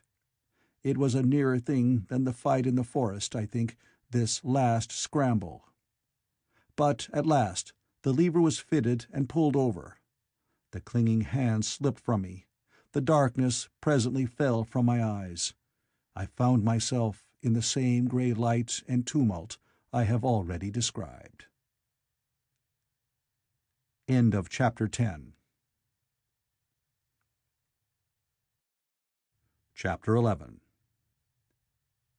I have already told you of the sickness and confusion that comes with time-traveling, and this time I was not seated properly in the saddle, but sideways and in an unstable fashion.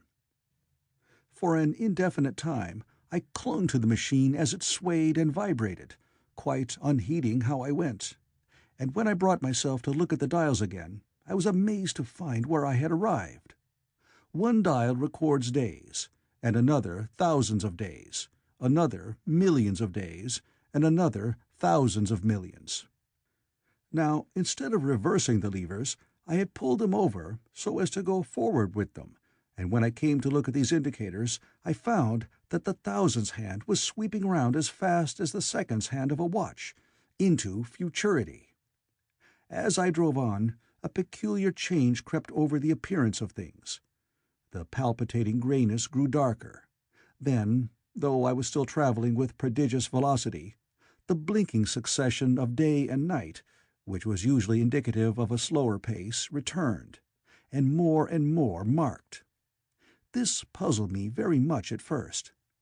The alternations of night and day grew slower and slower, and so did the passage of the sun across the sky, until they seemed to stretch through centuries. At last, a steady twilight brooded over the earth, a twilight only broken now and then when a comet glared across the darkling sky. The band of light that had indicated the sun had long since disappeared, for the sun had ceased to set. It simply rose and fell in the west, and grew ever broader and more red. All trace of the moon had vanished. The circling of the stars, growing slower and slower, had given place to creeping points of light.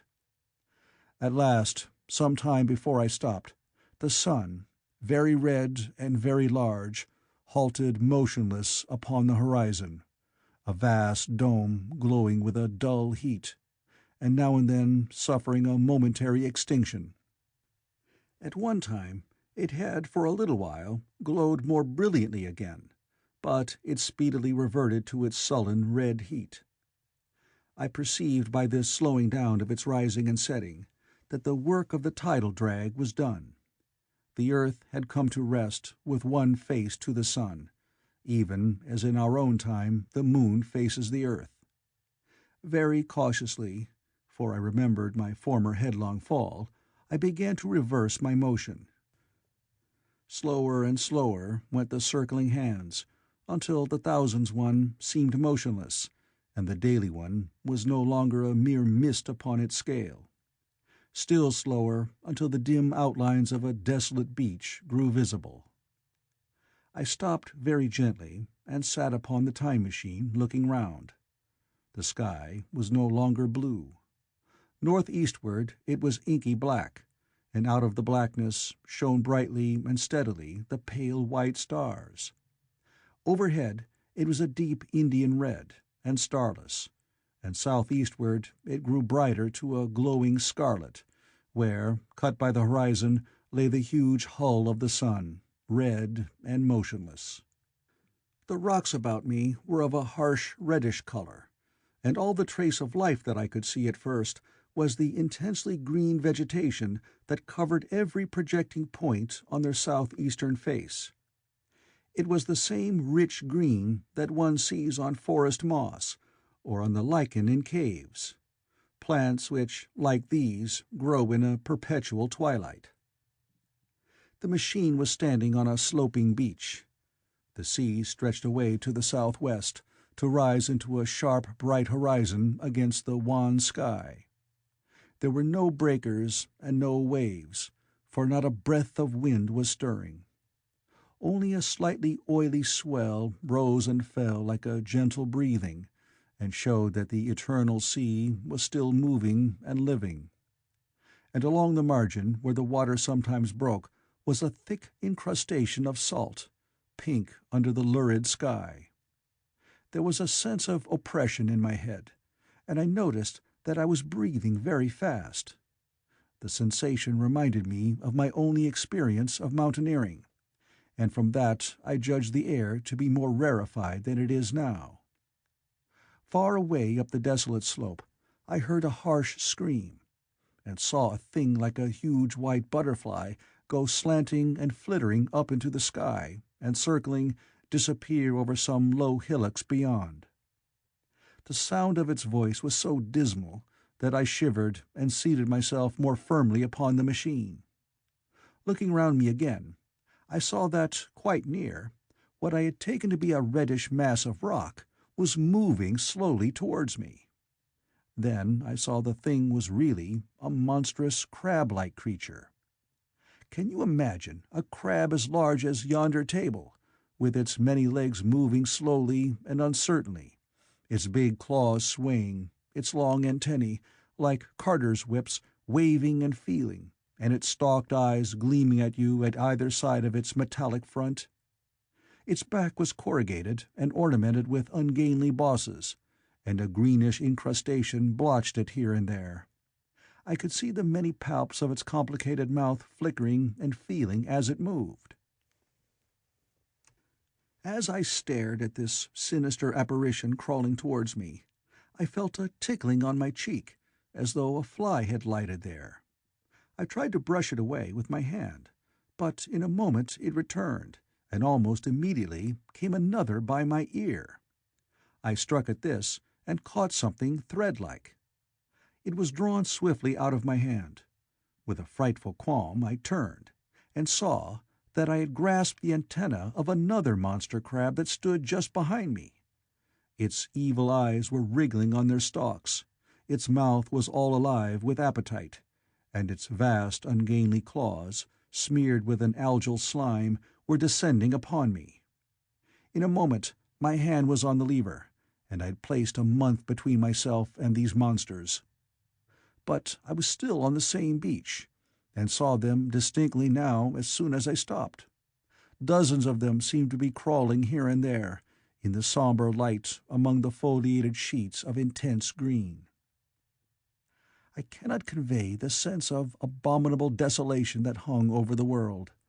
The red eastern sky, the northward blackness, the salt dead sea, the stony beach crawling with these foul, slow-stirring monsters, the uniform poisonous-looking green of the lichenous plants, the thin air that hurts one's lungs, all contributed to an appalling effect. I moved on 100 years, and there was the same red sun, a little larger, a little duller, the same dying sea, the same chill air, and the same crowd of earthy crustacea creeping in and out among the green weed and the red rocks. And in the westward sky I saw a curved pale line like a vast new moon. So I travelled, stopping ever and again in great strides of 1,000 years or more, drawn on by the mystery of the earth's fate, watching with a strange fascination the sun grow larger and duller in the westward sky, and the life of the old earth ebb away. At last, more than 30 million years hence, the huge red-hot dome of the sun had come to obscure nearly a tenth part of the darkling heavens. Then I stopped once more, for the crawling multitude of crabs had disappeared, and the red beach, save for its livid green liverworts and lichens, seemed lifeless. And now it was flecked with white. A bitter cold assailed me. Rare white flakes ever and again came eddying down. To the northeastward the glare of snow lay under the starlight of the sable sky, and I could see an undulating crest of hillocks pinkish white. There were fringes of ice among the sea margin, with drifting masses further out, but the main expanse of that salt ocean, all bloody under the eternal sunset, was still unfrozen. I looked about me to see if any traces of animal life remained. A certain indefinable apprehension still kept me in the saddle of the machine. But I saw nothing moving, in earth or sky or sea. The green slime on the rocks alone testified that life was not extinct. A shallow sandbank that appeared in the sea and the water had receded from the beach. I fancied I saw some black object flopping about upon this bank, but it became motionless as I looked at it, and I judged that my eye had been deceived, and that the black object was merely a rock. The stars in the sky were intensely bright, and seemed to me to twinkle very little. Suddenly I noticed that the circular westward outline of the sun had changed, that a concavity, a bay, had appeared in the curve. I saw this grow larger. For a minute, perhaps, I stared aghast at this blackness that was creeping over the day, and then I realized that an eclipse was beginning. Either the moon or the planet Mercury was passing across the sun's disk. Naturally, at first I took it to be the moon, but there is much to incline me to believe that what I really saw was the transit of an inner planet passing very near to the earth. The darkness grew apace.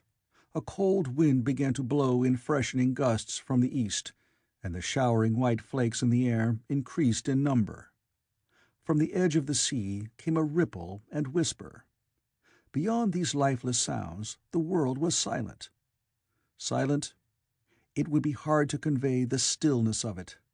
All the sounds of man, the bleating of sheep, the cries of birds, the hum of insects, the stir that makes the background of our lives, all that was over.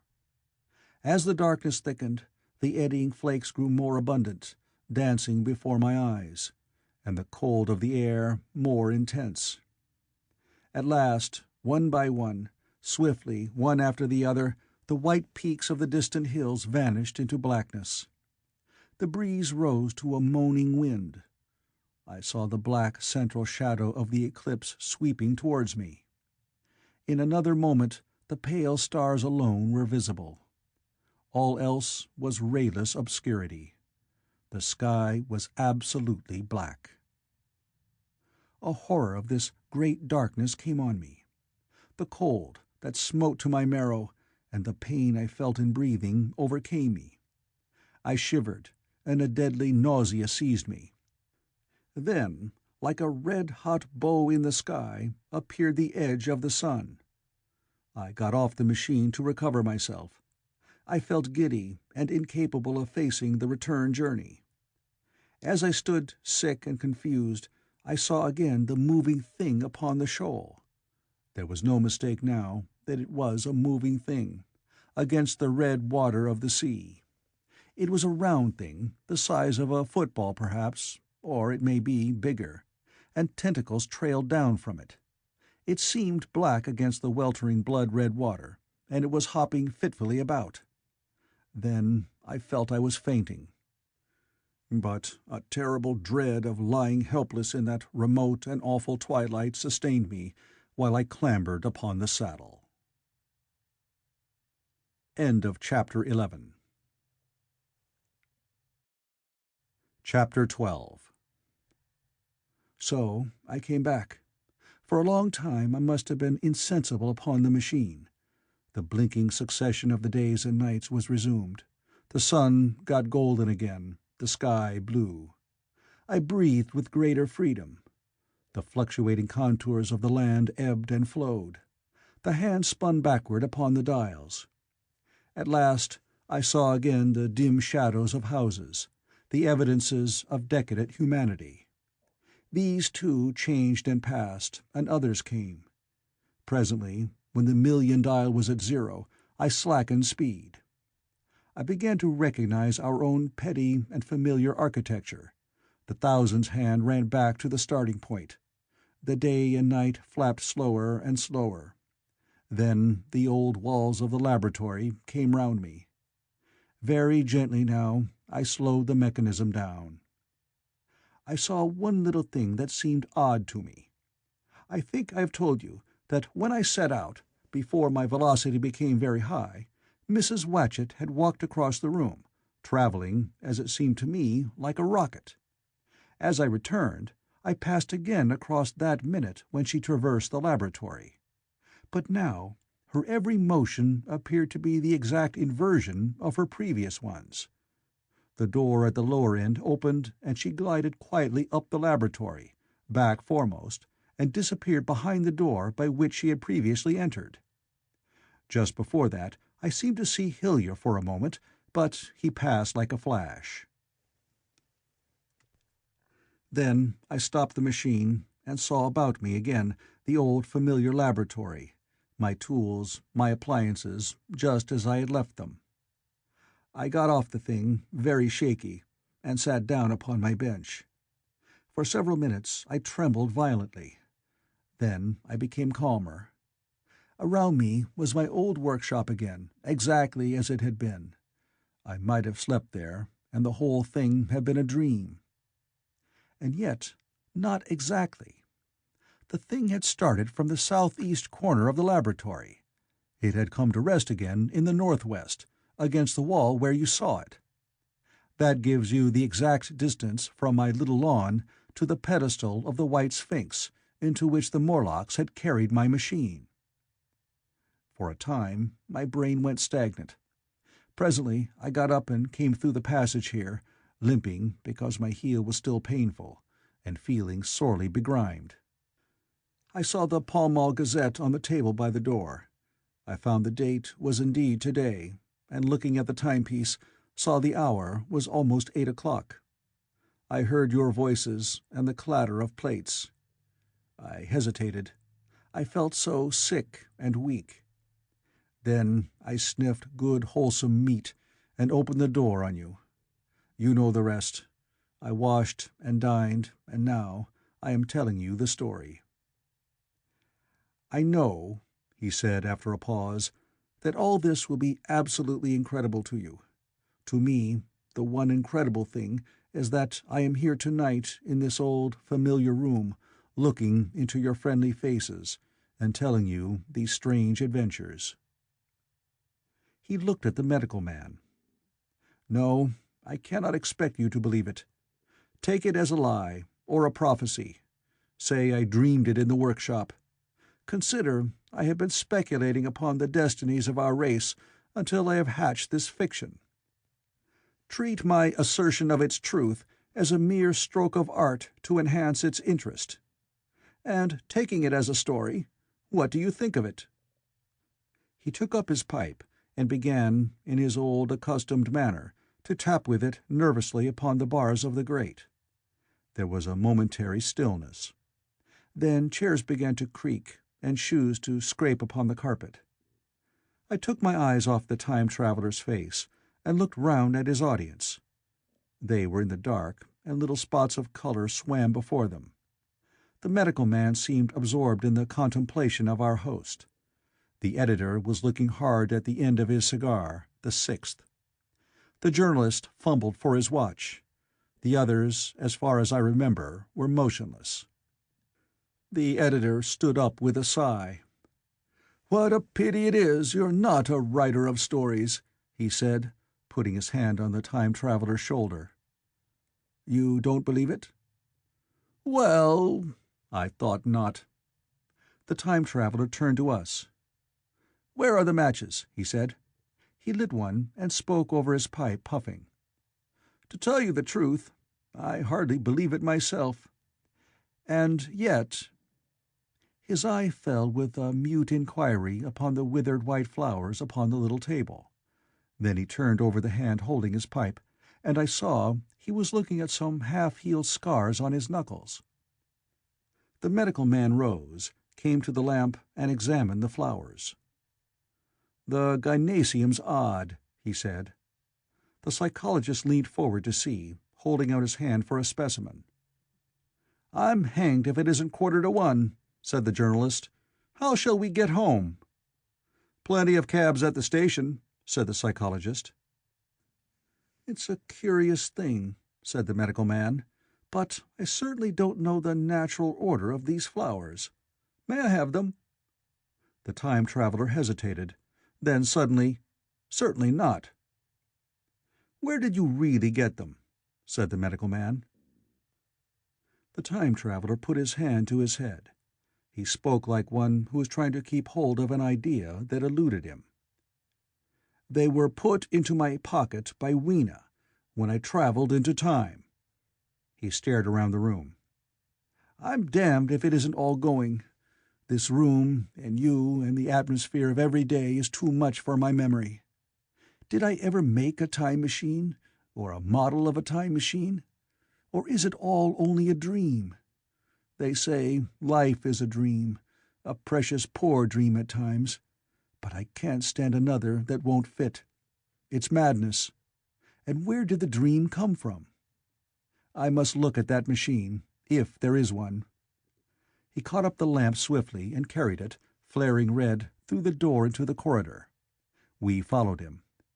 There in the flickering light of the lamp was the machine sure enough, squat, ugly, and askew.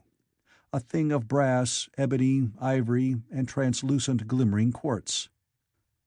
Solid to the touch, for I put out my hand and felt the rail of it, and with brown spots and smears upon the ivory, and bits of grass and moss upon the lower parts, and one rail bent awry. The time-traveler put the lamp down on the bench and ran his hand along the damaged rail. "It's all right now," he said. "The story I told you was true. I'm sorry to have brought you out here in the cold." He took up the lamp, and in an absolute silence we returned to the smoking room. He came into the hall with us and helped the editor on with his coat. The medical man looked into his face, and with a certain hesitation told him he was suffering from overwork, at which he laughed hugely. I remember him standing in the open doorway, bawling good night. I shared a cab with the editor. He thought the tale a gaudy lie. For my own part, I was unable to come to a conclusion. The story was so fantastic and incredible, the telling so credible and sober. I lay awake most of the night thinking about it. I determined to go next day and see the time-traveler again. I was told he was in the laboratory, and being on easy terms in the house, I went up to him. The laboratory, however, was empty. I stared for a minute at the time machine, and put out my hand and touched the lever. At that, the squat, substantial-looking mass swayed like a bough shaken by the wind. Its instability startled me extremely, and I had a queer reminiscence of the childish days when I used to be forbidden to meddle. I came back through the corridor. The time-traveler met me in the smoking room. He was coming from the house. He had a small camera under one arm and a knapsack under the other. He laughed when he saw me, and gave me an elbow to shake. "I'm frightfully busy," said he, "with that thing in there." "But is it not some hoax?" I said. "Do you really travel through time?" "Really and truly I do." And he looked frankly into my eyes. He hesitated. His eye wandered about the room. "I only want half an hour," he said. "I know why you came, and it's awfully good of you. There's some magazines here. If you'll stop to lunch, I'll prove you this time-traveling up to the hilt, specimen and all. If you'll forgive my leaving you now." I consented, hardly comprehending then the full import of his words, and he nodded and went on down the corridor.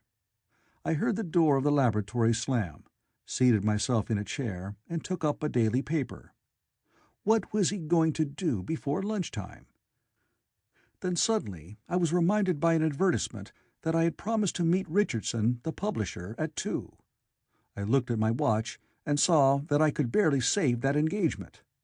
I got up and went down the passage to tell the time-traveler. As I took hold of the handle of the door, I heard an exclamation, oddly truncated at the end, and a click and a thud. A gust of air whirled round me as I opened the door, and from within came the sound of broken glass falling on the floor. The time-traveler was not there.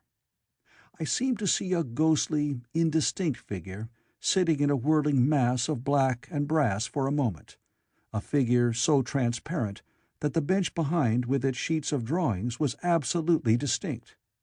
But this phantasm vanished as I rubbed my eyes. The time machine had gone. Save for a subsiding stir of dust, the further end of the laboratory was empty. A pane of the skylight had, apparently, just been blown in. I felt an unreasonable amazement. I knew that something strange had happened, and for the moment could not distinguish what the strange thing might be. As I stood staring, the door into the garden opened, and the man-servant appeared. We looked at each other. Then ideas began to come. "Has Mr. gone out that way?" said I. "No, sir. No one has come out this way. I was expecting to find him here." At that I understood. At the risk of disappointing Richardson, I stayed on, waiting for the time-traveler, waiting for the second, perhaps still stranger story, and the specimens and photographs he would bring with him. But I am beginning now to fear that I must wait a lifetime. The time traveler vanished 3 years ago, and, as everybody knows now, he has never returned. Epilogue. One cannot choose but wonder. Will he ever return? It may be that he swept back into the past, and fell among the blood-drinking, hairy savages of the age of unpolished stone, into the abysses of the Cretaceous Sea, or among the grotesque saurians, the huge reptilian brutes of the Jurassic times. He may even now, if I may use the phrase, be wandering on some plesiosaurus-haunted oolitic coral reef, or beside the lonely saline lakes of the Triassic Age. Or did he go forward, into one of the nearer ages, in which men are still men, but with the riddles of our own time answered and its wearisome problems solved? Into the manhood of the race, for I, for my own part, cannot think that these latter days of weak experiment, fragmentary theory, and mutual discord are indeed man's culminating time. I say, for my own part, he, I know, for the question had been discussed among us long before the time machine was made, thought but cheerlessly of the advancement of mankind, and saw in the growing pile of civilization only a foolish heaping that must inevitably fall back upon and destroy its makers in the end. If that is so, it remains for us to live as though it were not so. But to me the future is still black and blank, is a vast ignorance, lit at a few casual places by the memory of his story. And I have by me, for my comfort, 2 strange white flowers, shriveled now and brown and flat and brittle, to witness that even when mind and strength had gone, gratitude and a mutual tenderness still lived on in the heart of man.